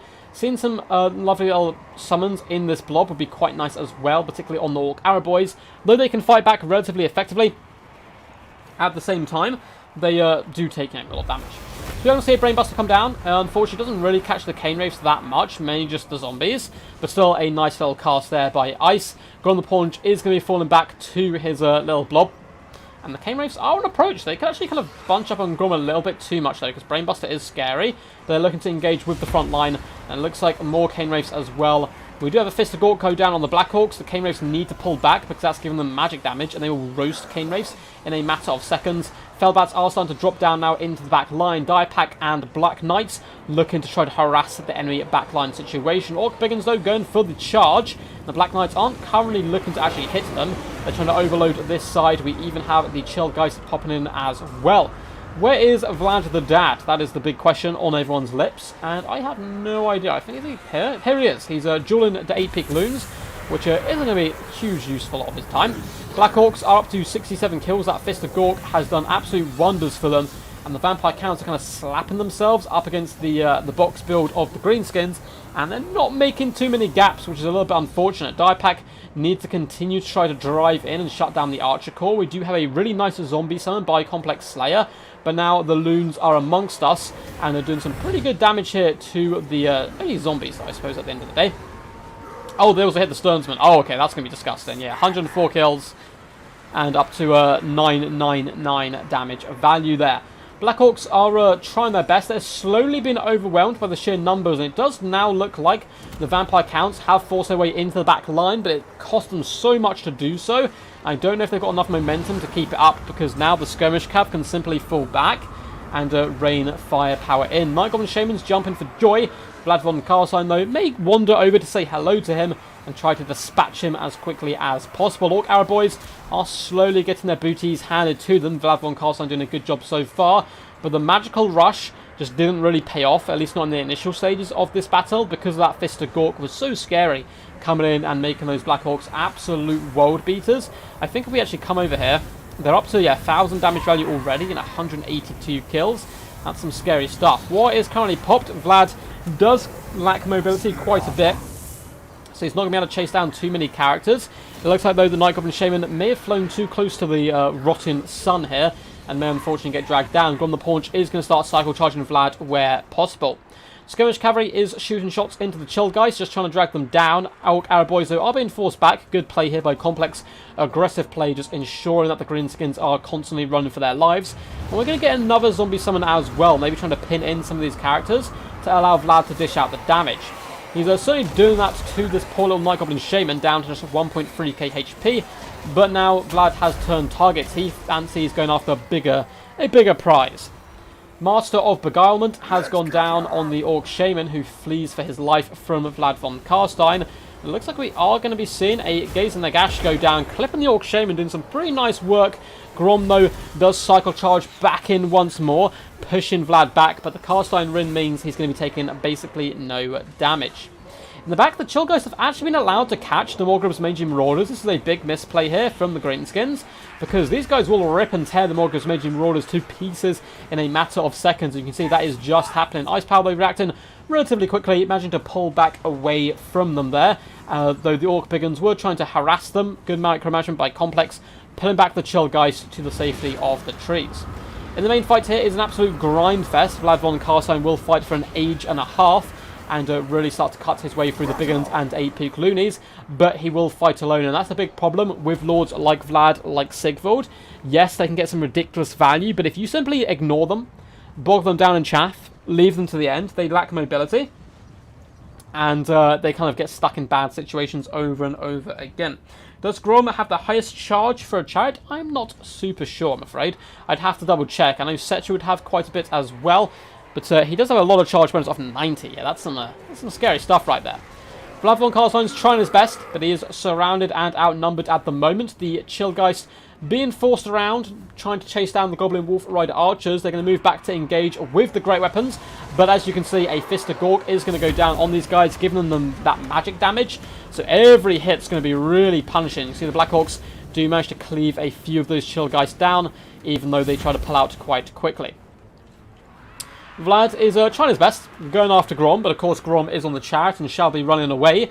The Night Goblin Shaman and Orc Shaman are just vibing at the moment, and the big old... Look at this horde of Greenskin troops hunting down Vlad. Grom does come in, pushing him back into the swarm. Oh no! That would be terrifying if you were Vlad there. You're just a happy dude, having a good time, and you get rammed back into the filthy tide of Greenskin forces. And once again, Ice Power still remains undefeated, and is continuing to go strong at the moment with another victory here over Complex Slayer. Although I believe we do have a... Oh no, Dactyr's one away. We have Charix up next, I believe, in the list. Grom, nearly 2,000 damage value and took basically no damage in return. 1,100 on the Orc Shaman. Of course, those Brainbusters really coming in quite handy. Unfortunately, Night Goblin Shaman was a bit of a waste here. He didn't actually do anything. But it's always okay to have two casters, just in case you, need them in the late game. 1,124 damage value on the Savage Orc Biggins. 1.3 on the 8-Peak Loons. Yeah, some scary damage across the board. I mean, even the Biggins were really cost-effective here. 1.5 and just shy of 1.2 damage value. Black Orcs 1.3, 846. The Archer Corps was relatively well dealt with, to be honest. If we look across the board, none of the Orcs or Skirmish Cavalry paid for themselves. So well played for Complex Slayer for kind of pushing those guys wide and overwhelming them with summons. But unfortunately, he just couldn't get the right engagements. Vlad, 1,449 damage value is really good. Zombies kind of struggle a bit. Cane Wraiths as well. Just, yeah, the magic. It's just such a risky tactic, which unfortunately didn't pay off there. None of the heavy hitters really paid for themselves, though the Chill guys got a respectable 780 damage value. GG, well played. And up next we have Charix of RTK. Oakenhammer is the map. That army losses though, Well, Vlad went from full to dead in 5 seconds, for sure.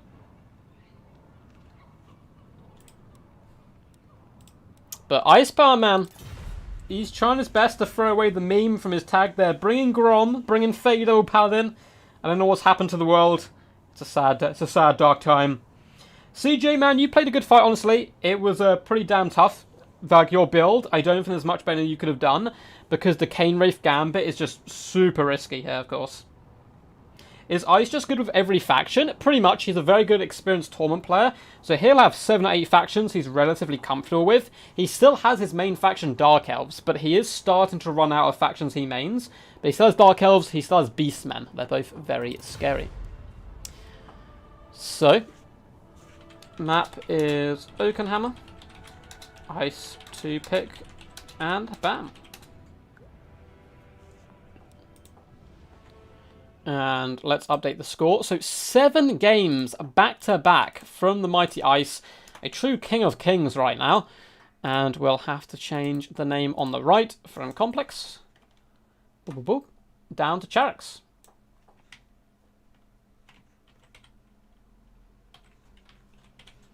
There you go. Should mention, guys, you may have noticed there's no video today. There will be one. I'm just going to drop it probably quite late today, like 9 or 10.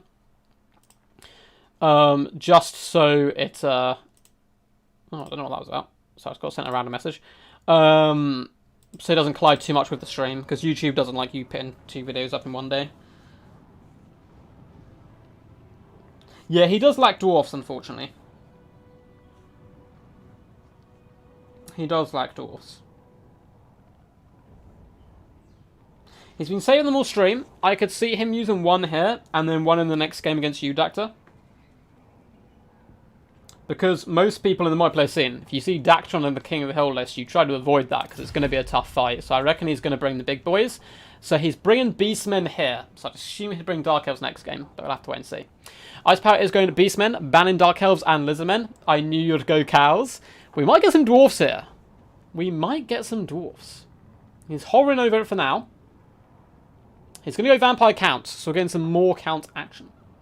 Interesting choice. I think Count's actually really bad now for against Beastmen. Well, not really bad. You have to triple Blood Knight it, and it comes down to your Blood Knight play. Maybe Wood Elves? Wood Elves! Hell yes!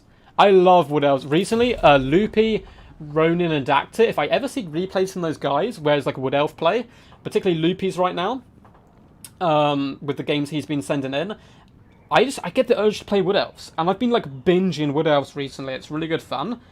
And also, who was it? Park Map. Yeah, Park Map versus King of the Dead was such a good game on stream. I just instantly went and played a load of Wood Elves. Unless Charax wins. Charax is a very talented player, by the way. So we were kind of not trying to be insulting when we're like, oh, he'll probably bring Dark Elves next, as if Ice Power gets there, because Charax is no small hurdle whatsoever, and Wood Elves are very good up against Beastmen in general.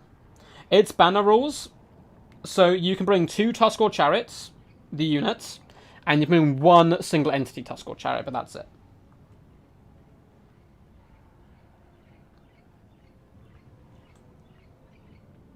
You feel like Vampire Counts beat Beastmen? I feel like it literally just comes down to if your Blood Knights perform, and if they don't, you lose. Because the Jabber's Life kills all your infantry, and the big regiment renowned Cygor, not Cygor, the Blood Brute Behemoth, there we go, kills like all of your characters, like disgustingly quick. But maybe that's changed. That was kind of early meta. You'll get some air cheese here. Oh, yeah, Sisters are going to be nasty here. The thing is, you can now fight the air game. Ice Power is 100% going to bring double Manticore. There's almost zero chance in my mind he doesn't bring Manticores. If there's a faction it has the option to bring a Manticore, Ice will probably bring it. So we're probably going to see Malagor in the skies with double Manticore, I think. That's what I would expect. I believe Sedge Orcs have immune to psychology with Frenzy. So as soon as they go below half leadership, which then I think Frenzy pops off, then they don't have it anymore. Kevin says Wood Elves the best faction. I agree, man. They're really good fun. They're not the best faction for me personally, not my fan favourite, but they're up there. They're one of my favourites for sure. My favourite, though, of course, is the majestic Lizardmen.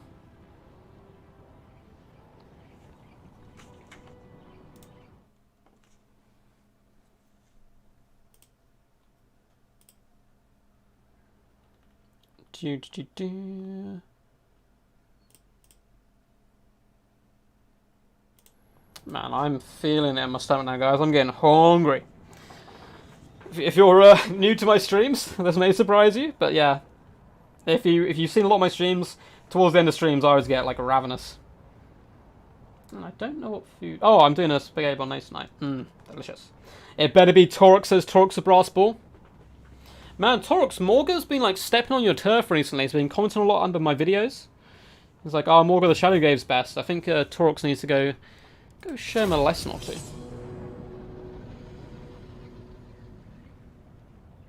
Yeah, CJ is also because of the Fist of Gork and the Brainbusters, particularly the Fist of Gork. Like, it enabled the Black Orcs, it gives them magic damage and buffs their stats, and they just slaughtered the Cav. Which was unfortunate.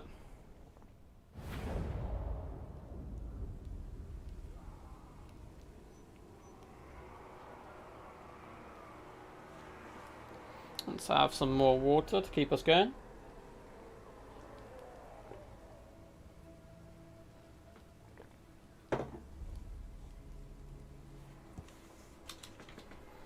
And here we are. So, for the forces of the Beastmen, rejoice. Rejoice, Taurox.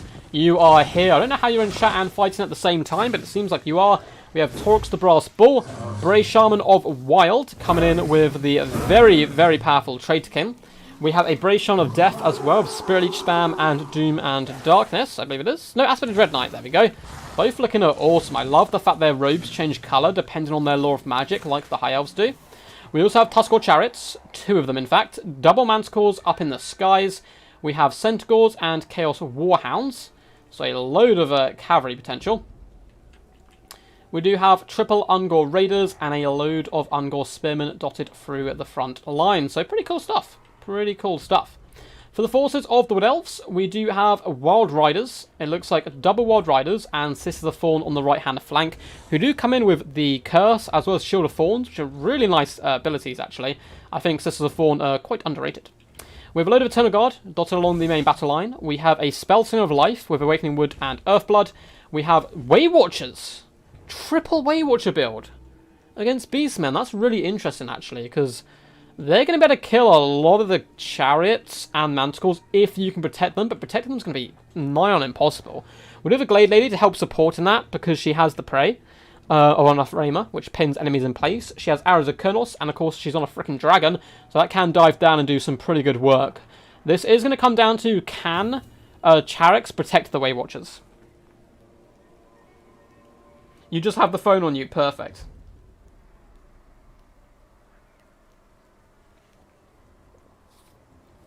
Perfect.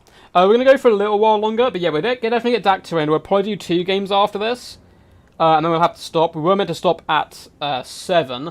We might go to like 7:30. I will have to, after this game, very quickly go grab something to eat, because my stomach's quite painful. I've been a little bit ill the last couple of days, so I don't want to get more ill. But the Glade Lady is going to open up with Arrows of Kurnos after the Bray Shaman of Death. That was actually really well placed, because the Manticore tried to juke, because that's what I thought he was going after, but no, he was going after the Bray Shaman instead. Way Watchers are nuking those Tuskor Chariots now, and that's going to be a good play. If he can keep the Way Watchers alive and shooting the correct targets, he's going to be in for a very good shout. It looks like the Way Watchers have switched targets onto the Ungor Raiders, looking just to roast them as much as possible.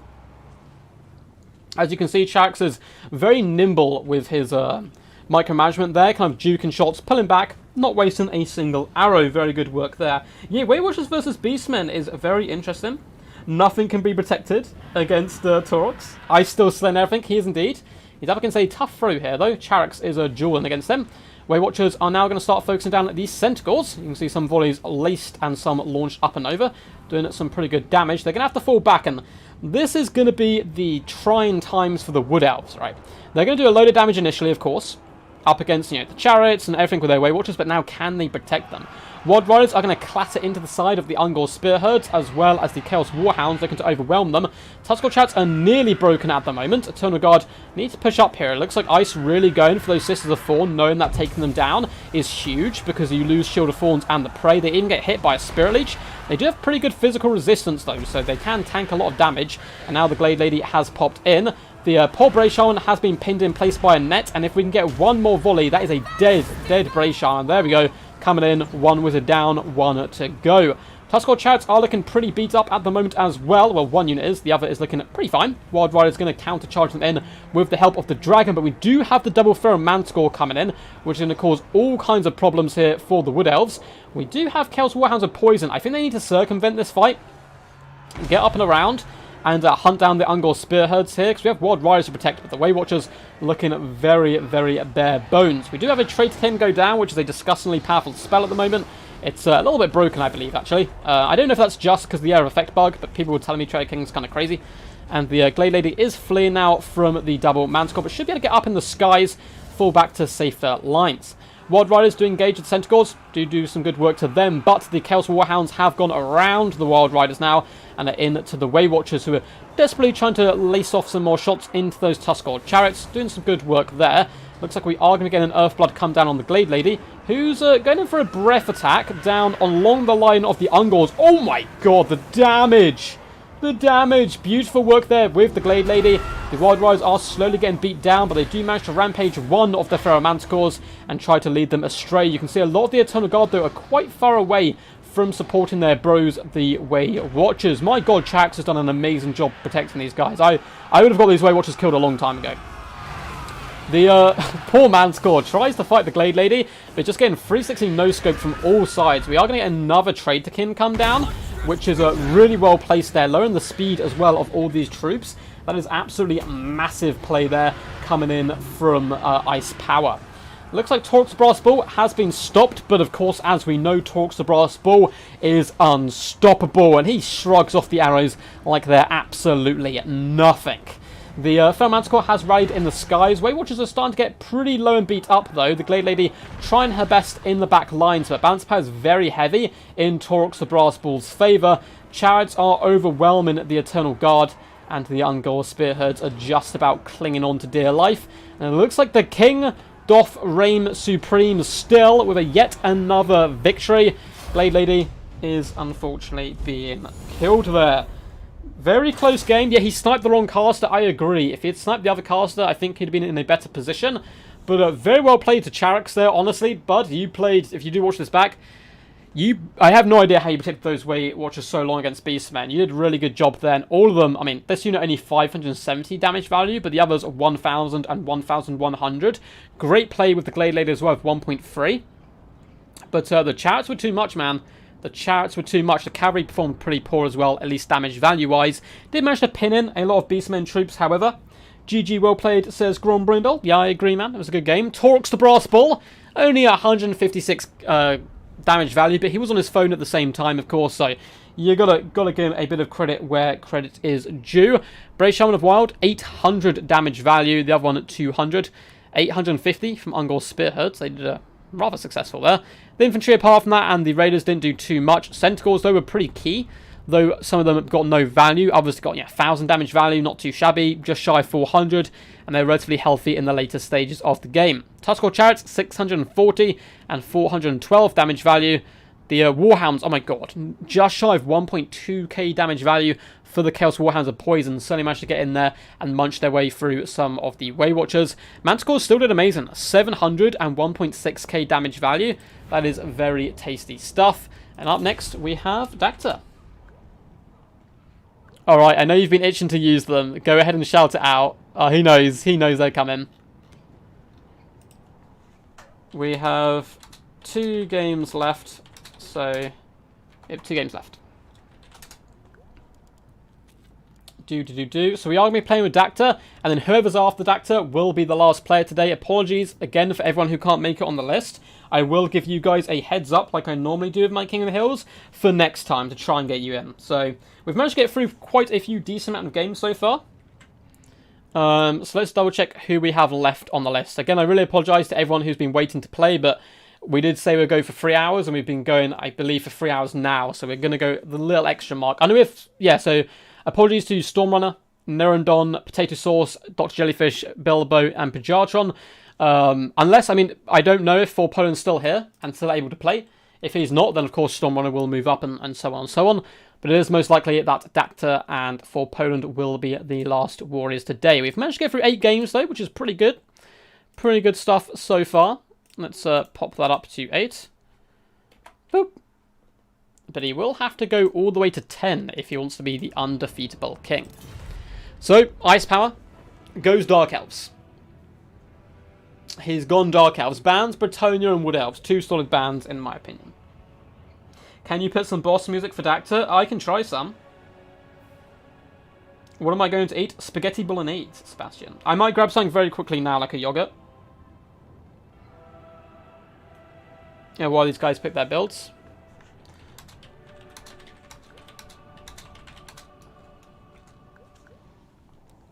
There's no better time to first time a matchup.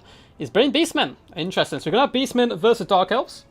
I will be back in a second, guys. I'm just going to go very quickly shove something in my mouth. Food, obviously. I don't know if I want any bread downstairs. So let's see. Do I have a screen blocker for you guys?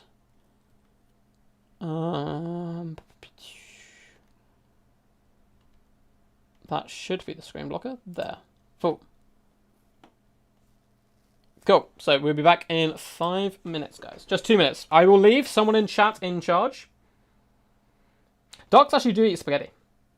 I will leave Sebastian at the IKEA Duck. You're in charge of chat. I don't expect any riots. What's up, Scarbrand? Awesome games with you the other day. I was going to message you something else as well. I'll try to remember to do after the stream. I will be back in 2 minutes, guys. And yeah, Sebastian is indeed in charge.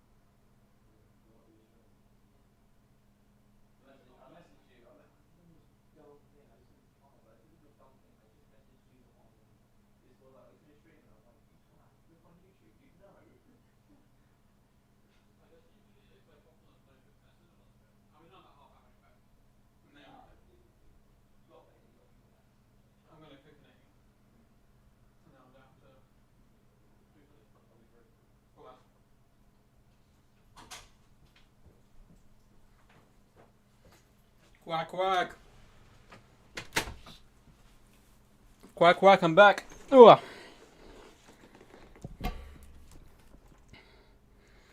I'm back. Cool, let's get rid of that. Apologies for that, guys. I needed to go shovel some food and I was starting to feel a little bit blare.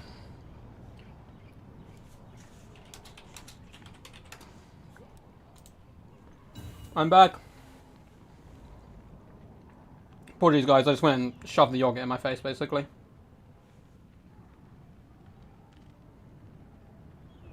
Oh, Ice has been going crazy, man. He's been going crazy, dude, for sure. Please nerf Ice Power. I mean, he needs to be nerfed, for sure. For sure. Cool, looks like they're good to go. Torx on lunch break and gets to see 2 Beastmen games. See, Torx happy. You saw a Torx victory. Reckon we'll see Torx again today? I haven't eaten spaghetti yet. That's going to be for dinner later on. I'm very excited. I haven't had spaghetti bolognese in a while and it bangs.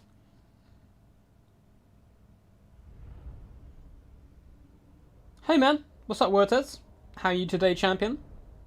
Hope you're all good in the hood. Glad to have you here. I've been going for quite some time now, streaming for about 3 hours.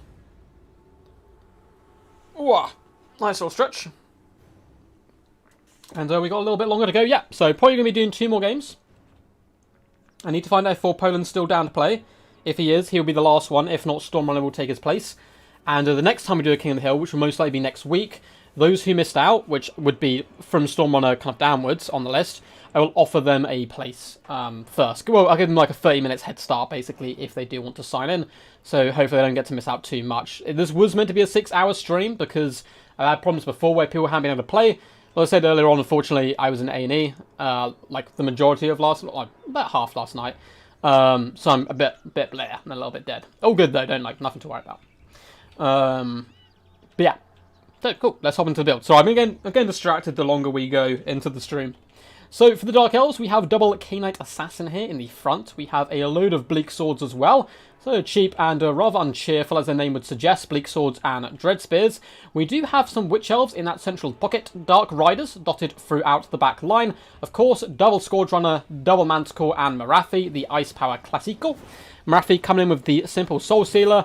Double Feral Manticore very powerful with her because she debuffs the enemy so much, it means Manticores hit even harder. Though a Canine Assassin could do some good work. Now, for the forces of the Beastmen, Dacta did say he hasn't played this matchup before, but we do have Gore Herds as well as Abestigors dotted through the main battle line, so a bucket ton of infantry. We do have Centaurs. We have a Brave Shaman of Wild coming in with Viletide and Traitorkin. We have a Tuskor Chariots in the back. Chaos Spawn, more Centaurs, and more Tuskor Chariots and more Centaurs. On the right-hand side, lurking in the wings, we do have some Chaos Warhounds with poison, and leading the battle line in cinematic style is Taurox the Brass Bull. Whoever said we needed... Someone said we needed, I think it was Nick, epic boss music for Dacta. That's all we need. We just need the roars of Taurox. That is our music. We should make like a remix of it. Cool. Oh, that troop count chuckles, I'm in danger. I love that Simpsons meme. But here they go. Taurox here to slaughter again. Man, Charax, I would not be too harsh on yourself. I thought you did a really good job. I thought you did a really good job, man, protecting those Way Watchers, man.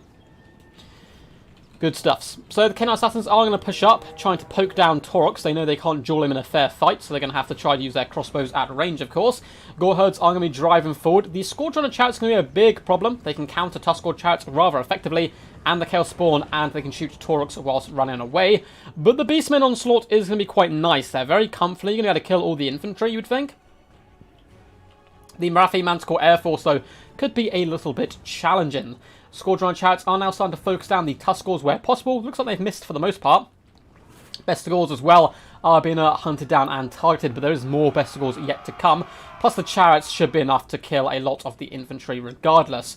Double Manticores and Marathi floating out to the right-hand side here. Scourge Runner Chariots continuing to flee backwards. And it looks like the Scourge Runner Chariots kind of wasting a few shots into Gore Herds, but they're going to be falling back to the defensive formation.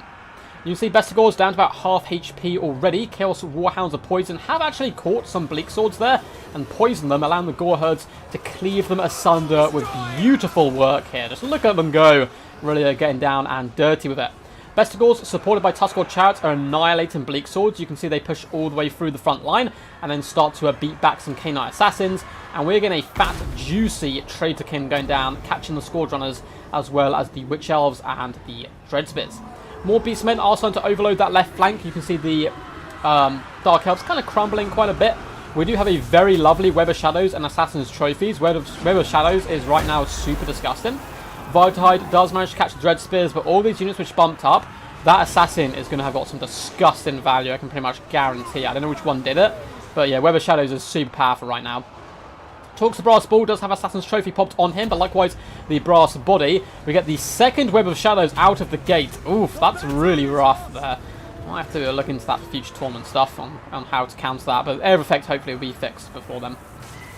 Canine Assassins are still on the hunt for Taurox Brass Bull right now. Web of Shadows doing some beautiful work though. Brass Body is popped, and once again he's going to charge in, and oh my god! He slapped that Canine Assassin! Look at the Assassins trying to run away! Taurox the Beast. In the back line, it looks like Scourge Runner Chariots have been aided here by the Feral Manticores and actually forced off all of the Tuskor Chariots and the Centaurs.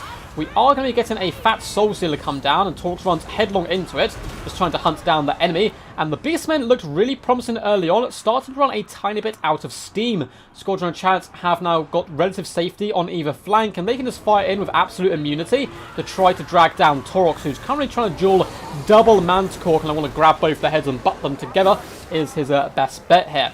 K9 Assassins are going after Taurox as well, trying to drag him down where possible. Brave Shaman, unfortunately, is out of control and needs to pop some more spells if possible. I mean, Centaurs are still here, as well as the Chaos Spawn. Tuskals have managed to rally, and the Beastmen fighting back pretty hard right now, but it looks like we're going to get caught with another air effect spell. It is going to be Traitorkin, catching both the Assassins, the Manticores, and Morathi, but Taurox is an absolute tank, somehow still clinging on to life despite being surrounded by so many single entities. He is slapping Morathi. She's down to half HP from a couple of wild swings. Dark Riders, Dread Bleak Swords, all been chucked in just to try to save Morathi. And of course, she's going to come with a Soul Stealer. So all that hard work Taurox did does go to waste as Morathi heals it back up. The K9 Assassins looking very low at the moment. Dark Riders and Bleak Swords are being pushed back as the best scores come in with their cleaving axes.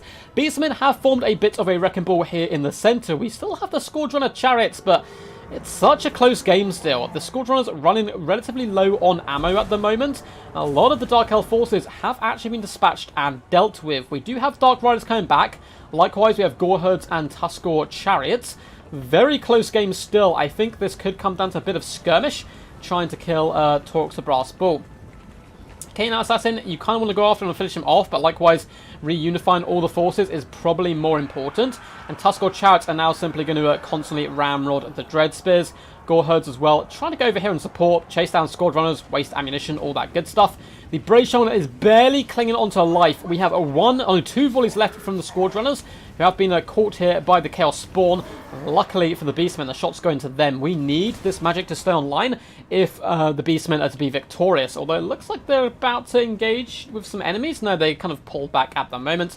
And the kite game does begin. Morathi starting to fall back. Squadron of Chariots as well, but he's very nearly out of ammunition, his ice power, so he's going to have to turn and fight soon. Centaurs are rallying to the cause, and it looks like the ammunition is now gone. And let the cycle charging commence, because that's what we're going to get, a bucket ton of cycle charging. Taurox is going to float over here to try and help the Tuskor Chariots alongside the Bestigors. They should do some nice work and hopefully beat these guys up. Oh my god, look at this Chaos Spawn, 16 HP! The joy of battle, keeping him going as he charges in, and just kind of stands there, doesn't really do too much, and then gets charged by some Squadron of Chariots. Dark Rider starting to struggle. Morathi is going to come over here to try to snipe the Brave Shaman, but instead decides, you know what, I'm going to pop a wand down instead, get rid of him that way. And a lot of the Beastmen forces, their leadership is really starting to struggle. Taurox is kind of standing alone right now. Down goes the Shaman, and I think with the Shaman going down, it's looking really rough right now for the Beastmen, because Morathi is actually going to be relatively decent up against Taurox, particularly with just Soul Sealers, like, constantly coming down. I think it's going to be too much, because she's going to get healed up as well. Centaurs and Taurox the Brass Bull both taking a decent amount of damage there. Bestigors are trying to rally over. You can't get much more of a closer game than that. There's like a Morathi, some real beat-up Chariots, and some very, very wounded Dark Riders left. But Taurox the Mighty, unfortunately, falls. That really did come down to the double Web of Shadows and Soul Stealer. I think I'm going to look into that for future tournaments and maybe ban Web of Shadows down to 1 instead of 2. Because, holy, that was disgusting. Holy Morgan, that was disgusting. Look at that, 1,000 damage value, 1,200 and 2,300.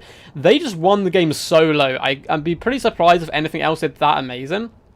Oh, the infantry just got crumped. Dark Riders got crumped.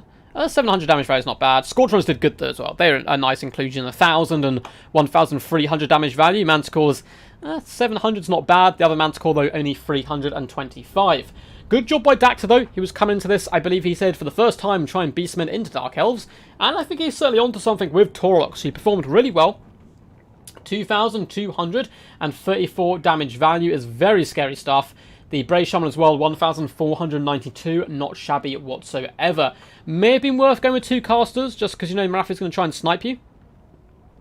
But, you know, you do want to go wide as well, so I think that's just kind of nitpicking and also, you know, contemplating different builds and stuff. The rest of the build did okay, nothing too crazy. Tuskals did, you know, average. This one was still full health. Don't know what happened to them. I didn't see them at the end. Maybe they kind of got forgotten about on the peripheries of the battlefield, which is a big shame, because if they were back fighting, they could have done some really good work. Although they might have been all their models down to low HP and kind of forced off. But yeah, good game. Well played. The Chaos Gods do not let their champion fall so easily. Torox will be back. He will indeed. He will indeed. Dacta, no! Oh man, I agree. Yeah, that area of effect was crazy stuff.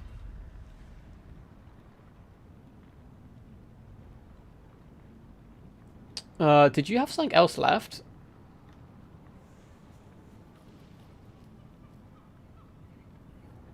I think I actually win that. Oh. Who knows? Who knows? So, for Poland, it's going to be our last champion today. You know, that means MP Alpine Ridge. And only for Poland can stand in our way of the terror that is Ice Power onto 9 wins. 9. It is ridiculous. It is ridiculous. Let's go to 9 wins there. Oh, I didn't change the name last time to Dacta. Apologies, Dacta. We'll do that super quickly. Dacta. There we go. And now it is Poland. The might of Poland has come to answer the cries of the people. Can they bring down the terror of the night, which is Ice Power? So this is the last stand to defeat Ice Power. My boy, my beautiful baby boy.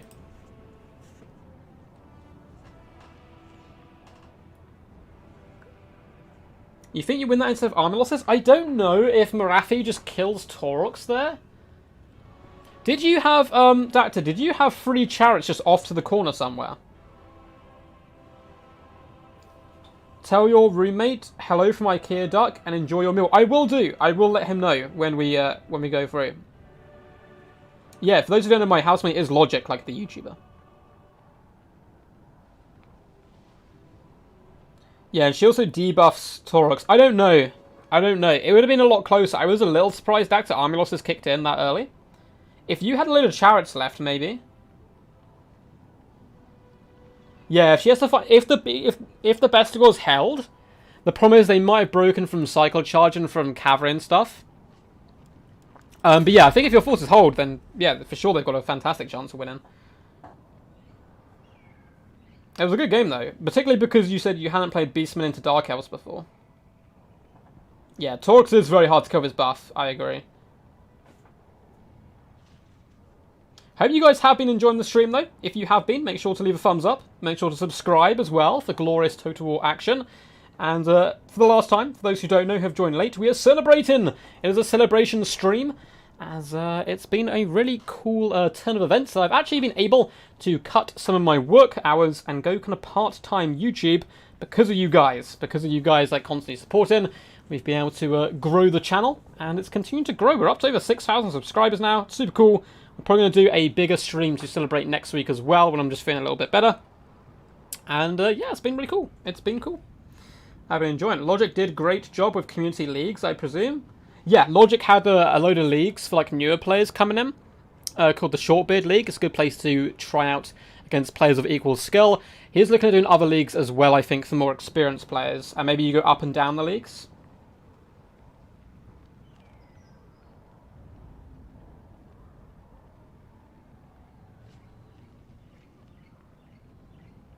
Oh yeah, casters you can find melee are always going to be, very good for Bands of Power, of course. But yeah, also very meta, I think, in general. Master Mundi, Marathi, you see them a lot, etc.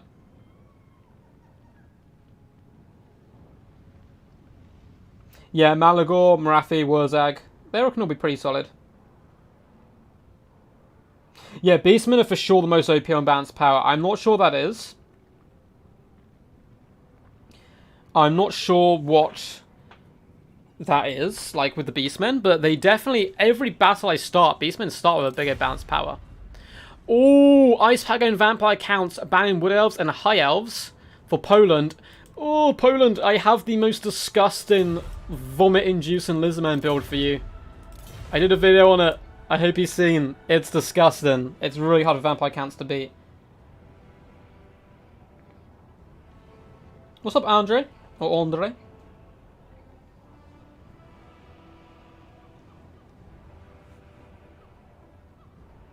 You had a great Shortbeard League? I'm glad, man.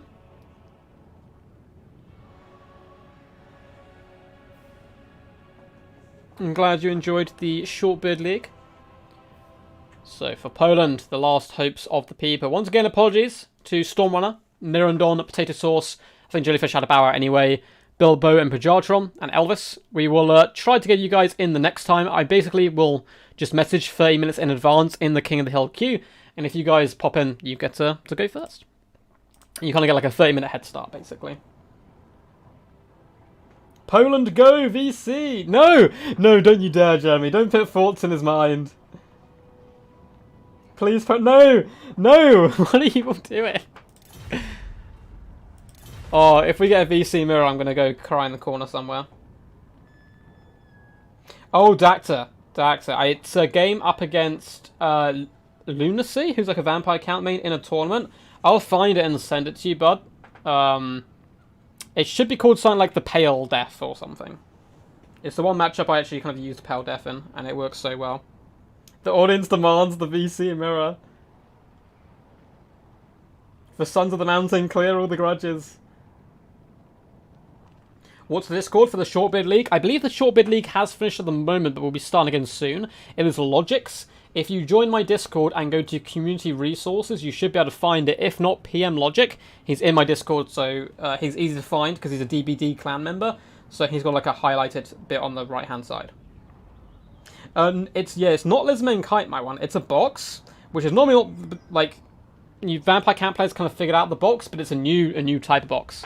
It's basically triple Temple Guard, one of which is Star Chamber Guardians, a Slan of Light with a net, which is incredibly important, Fast Protection, and Bronus Time Warp, couple units of Saurus, couple units of Skinks Javelins, the Pale Death, you sit in the middle, which has a Roar, which also is basically like a free Bronus Time Warp, which you can pop, and then double Arc of Sotek. Arc of Sotex kill all the Graveguard, because Graveguard used to be a bit of a problem when you blobbed, because they would eventually grind down the Temple Guard. So double Arc of Sotex, which kill all the Graveguard. Pale Death just shoots Terrorgeist and Vargulfs. If they charge in to try and kill it, you net them, and you just engage in combat with all the Temple Guard. It is like, it's disgusting. It's really disgusting. And the Pale Death can also do Primeval Roar, buff up the troops even more. You got Brenner's Time Warp to buff up the troops, Far Protection. If you Overcast, buffs up the blob. Obviously, Flock of Doom can be scary. I believe my opponent did use Flock of Doom against me, and eventually they ground down all the Temple Guard, but I still had like a load of single entities left, and it's just so rough. It's so rough. Fire Slan can be good. I really do think the Light Slan's the way to go because of the nets. You have to net. Because otherwise Vargulf's Blood Knights Terrorgeist can cycle charge you to death. But if you net them, they're stuck on the ground. And Arcs of Sotek are designed to kill infantry. But if you put Brenner's Time Warp on them, or Primeval Roar on them, they can go toe-to-toe with Terrorgeist. They ain't scared. They're not scared. We could try playing it sometime if you want. 100%, man. Today, I'm going to just relax after this. And go cook some food, chill out. But certainly this week, Dacta, man, hit me up when you're online. And if you see me online. If not, I'll try and message you later on in the week. We need to get some games in anyway. I feel like we've not played anywhere near as much as we should do. It's BST time at the moment, Sebastian. In England. Zlak and Thunderous One can still work really well, Hank.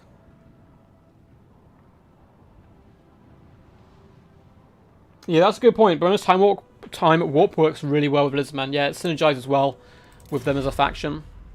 This will be funny. Oh no. Oh no, for Poland's going to go full meme, I think. You can even try full aircore if you Lizardmen. Kind of Ripdactyls and stuff.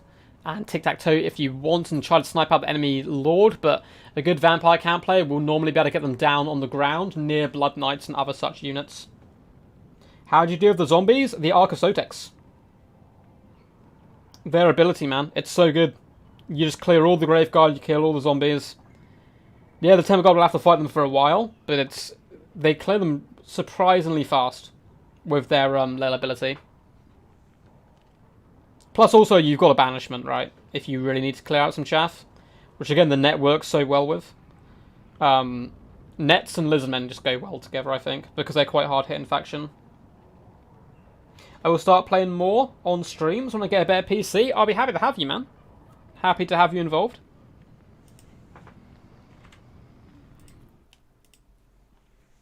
I'm still low-key in shock from earlier, by the way.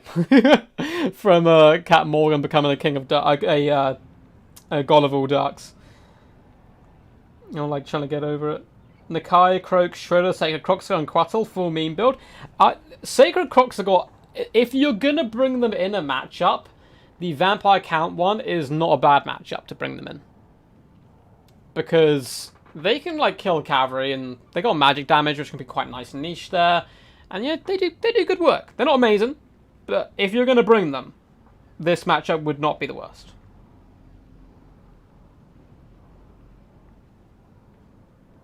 It would not be the worst. Do I have any water left? I do. Last little gob for the final game. Pour one out for the sacrificial lambs to slaughter so far to ice power success.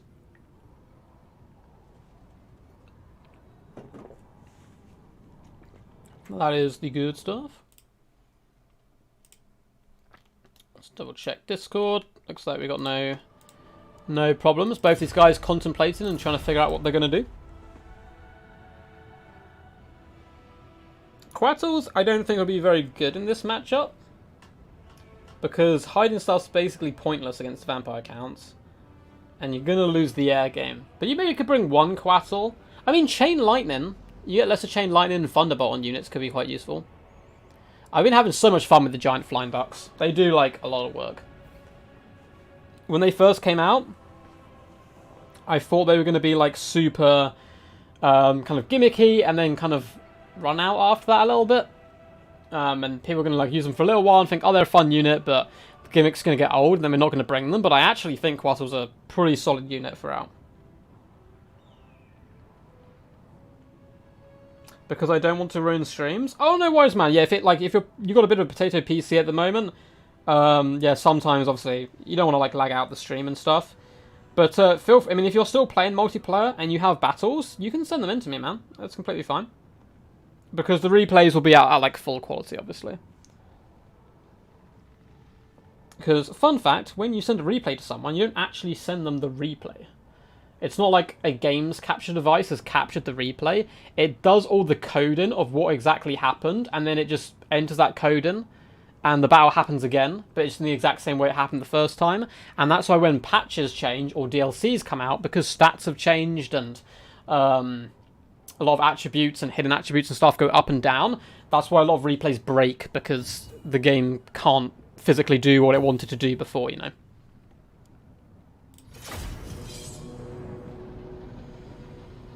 Which is a fun fact of the day. But here we go. The final showdown of Ultimate Destiny. Quite an early stream today. We came in at, I think at 4. So we've been in for about 3.5 hours now. It's going to give me some time in the evening to eat some food and chill. We won't be having a stream tomorrow, but we will Thursday. I haven't decided what it is yet, and we may get one Friday, but definitely Thursday. Because tomorrow I am playing for the first time properly. I've played it kind of half before. I'm playing a game of Dungeons and Dragons. And I'm a little gnome who's like an absolute Zealot crazy maniac, and it's going to be fun. But anyway, let's have a little look to see what Ice Power has done. The King, the Eternal King. Can he claim that title? We shall put his name to the test. We have zombies. We have Graveguard with great weapons. Lots of them. That's pretty standard stuff. We do have a Mortis Engine. We have 2 Corpse Carts, Unholy Lodestone and Balefire. A White King, a Necromancer again on a Corpse Cart. We have a Strigoi Vampire Lord up in the skies, and a load of Fellbats. Interesting stuff. For the forces of the mighty Dino Boys, it looks like we actually have... Oh no, this isn't my build. So it's relatively similar, right? We have the Triple Temple Guard. We have the Skink Cohorts as well. I think these guys should actually be facing forward, just so you can push them if need be, but yeah. Good, nice little defensive box. We have Arcosotech, 2 Arcosotech. We have a Skink Priest, the Beast, Flock of Doom, and the Prey. And up in the skies, I don't know if Poland knows this, the Spirit of Teapot, as well as all the Quattles. I mean, look at this beautiful duck. I'm sorry, look at this model. I love it. I absolutely love it. It's so cool. The animations are so cool. It doesn't hide flying units.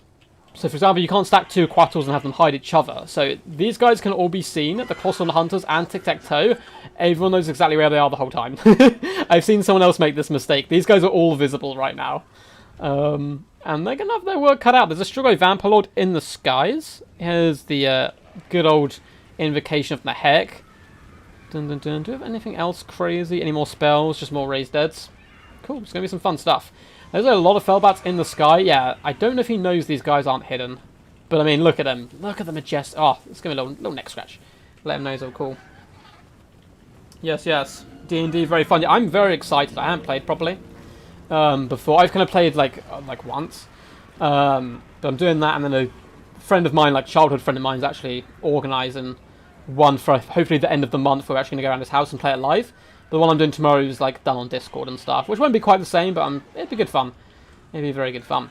So the Lizardman Blob is walking forward. It should be able to take the high ground and make Obi-Wan Kenobi as beaming smile and as proud as could be. Wants to push up a little bit more here. There we go. And the Arcs of Sotek will kill all this infantry very handily, but there's a lot of corpse carts there. The Skinks actually managed to dodge the worst of that strike there, and the air fight is underway. Tic-Tac-Toe is made of paper, though, and won't do too much damage to the Strigoi Vampire Lord. We do get a curse go down, nuking the stats of all of these units, which is quite nice. Arcs need to get super aggressive as soon as possible and start rinsing this infantry. And it looks like the Quattro is going to come down as well. It does indeed do magic damage, and it's hunting down at the Mortis engine at the moment, which I believe is flammable. And the Arcs of Sotek doing a okay job so far. Fat Banishment as well is going to catch us the lesser Banishment. Unfortunately, it's going to catch the Star Chamber Guardians. Oh no! The Star Chamber Guardians just get roasted by their own banishment. That's really quite unfortunate. In the skies, Tic-Tac-Toe and the Colossal Hunters just cannot catch the Strigoi Vampire Lord. And no matter how fast Tic-Tac-Toe is, he always struggles to hit Lords, because like he'll catch up to them, do a little bit of damage, and then they'll just fly away from him. The Graveguard do take a bit of a pound in there. You can see the sneaky snakes are slithering amongst the undergrowth there. Skink cohort continue to fight on. Zombies have been dispatched, but so have the Star Chamber Guardians. And you can see we have lots of draining effects coming on by all these forces. Tic-Tac-Toes continue to hunt down the Strigoi Vampire Lord. Lovely animation from the Spirit of Teapot there, doing some cool damage, trying to take down the Fellbats. The Colossal Hunters have gone absolutely berserk with Toad Rage, and they're hunting down the Mortis engine, which is just surviving so much right now and doing some really good work. It looks like we did have another debuff going down. Graveguard are starting to suffer a little bit now, and they're only facing Skinks, but again, those Arcs of Sotek's poison really does add up. Strigoi Vampire Lord has landed amongst his own Graveguard. He is fighting a Quattl and an Arc of Sotex, which are both trying to double team the Mortis engine right now, which is not a bad idea. You need to get rid of this thing as quickly as possible, but a lot of the ground forces for the Lizardmen have been dealt the killing blow. We still do have some Temple Guard, but they're fighting Graveguard, which is really not where you want them whatsoever, because that will be a kind of cost-ineffective trade. Corpse Cart's in there as well. Tic-Tac-Toe's just kind of bobbling around, doing his thing. And the Quattl is trying to engage the Mortis engine, but this Mortis engine just does not die. It's tanking so much. We do see a juicy Flock of Doom coming down. A nice little cast there.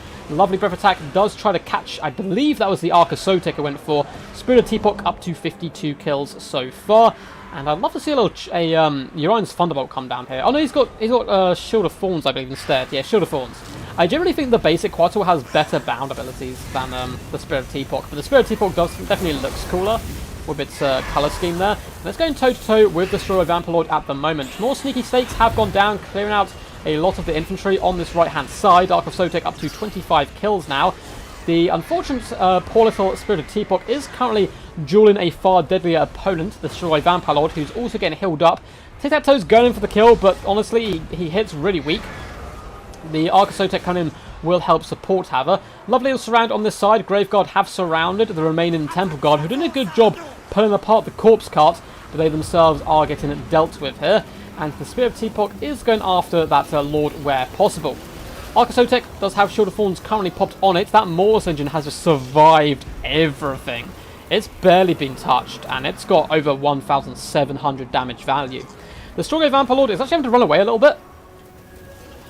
The mighty big old Spirit of Teapot's been a bit of a pain in the butt, so is Tic-Tac-Toe. This is kind of funny to watch. The Strigoi Vampire Lord getting forced back. Balance Power is slightly in favour of the Vampire counts. They just haven't been able to hit this Mortis engine. Kind of unlucky, I think, on the RNG with these Arcs of Sotek. They've been fighting it all day long and just haven't been able to lay a single blow. Temple Guard, unfortunately, do break on this right-hand side. Skink Priest is still just about alive. and the Arcs are starting to feel the pain a little bit. Once again, the Strigoi Vampire Lord is being haunted here. And we are going to see a nice summon though that should enable him to fall back and escape where possible, and just pull the enemy through the chaff. That's kind of how Vampire counts do play. Arcs of Sotek are both wavering, and it looks like they may indeed go down, and it looks like Ice Power shall become the Eternal King, undefeated in 10 games over 3 hours. I think over 3.5 hours, in fact, of Total War. Constant battling. Ice Power just does not lose. This guy is a serial winner.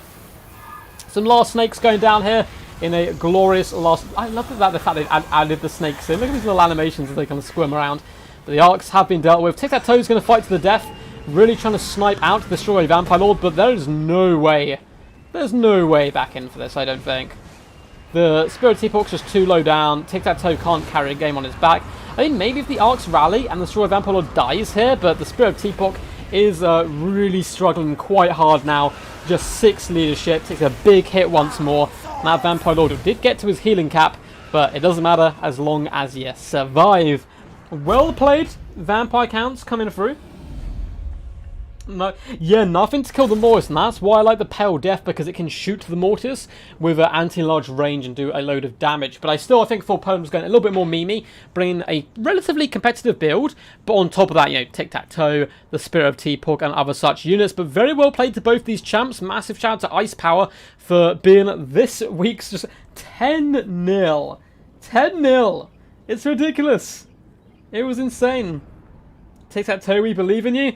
I mean, the people can believe in Tic-Tac-Toe. I mean, he actually did amazing. I can't lie.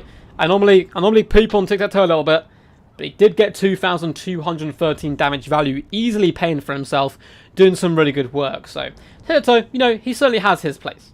Skink Priest Beast, 530 damage value, not too shabby. The little skink said, okay, nothing too crazy across the board.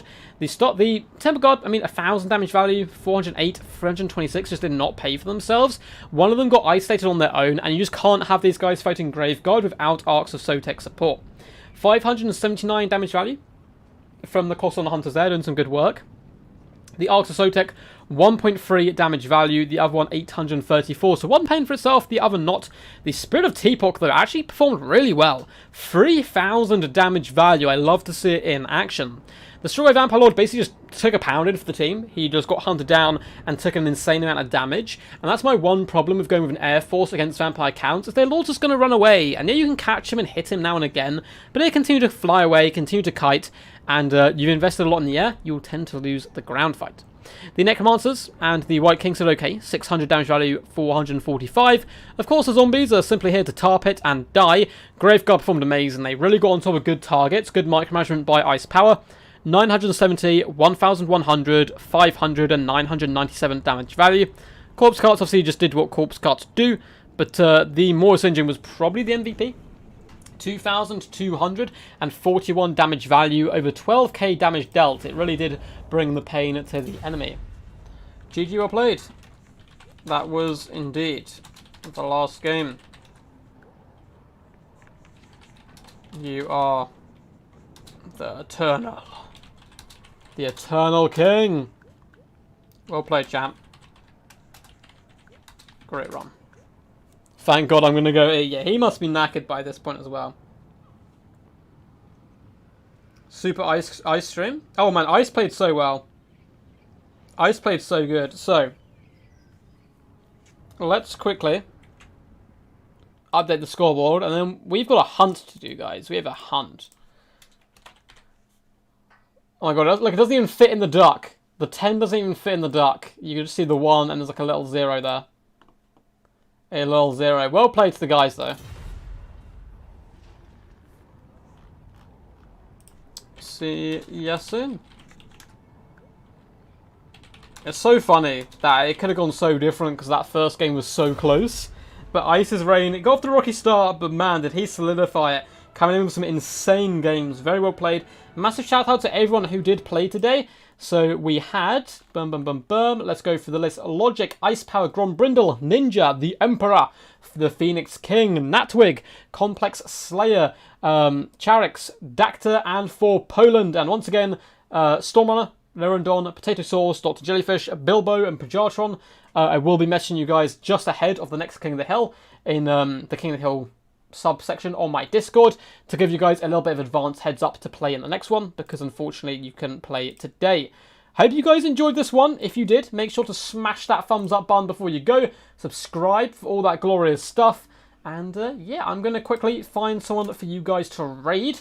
And what we do on our raids, if you're new to the channel, I send you guys over at the end of the stream to someone else's stream who asks you in Total War Warhammer. And then you crack at them a load and demand bread. And honestly, it's pretty damn funny. It also helps spread the Warhammer love. So let's see who is live streaming for Total War Warhammer. Boop, boop, boop, boop. It looks like Mercy the Mad is, which is quite cool. And he's a nice guy. So let's pop over to Mercy the Mad. And yell quack at him as much as possible. Boop. So I'm going to drop this here. Ice Power's running out of factions to play for sure. For sure. He still has some very powerful ones left. He never played Dwarfs, which was upsetting. Shame to me because I was next on the chopping block. I mean, now I guess Storm, you're actually going to start technically as one of the first people next time. So you kind of have to, you get to avoid Ice and just become king in your own right, which is kind of funny. Although, honestly, I think you had a really good chance against Ice. For those who don't know, Storm's a very talented player. And Ice was really running out of, like, a lot of factions there. So, guys, I've dropped a link so we can go ambush Mercy the Mad, yell quack at him and demand some bread. So I'll see you guys over there in a second. Hope you all enjoyed. It was a really good fun stream. Tell Logic hello from IKEA Duck. I will do. Thank you for the stream, Duck. No worries, awesome. No worries at all, guys. Thank you guys so much for tuning in, and massive shout out to Captain Morgan for the support and becoming a god of ducks today, which is absolutely insane. So until next time, guys, peace, peace, and as always, stay awesome.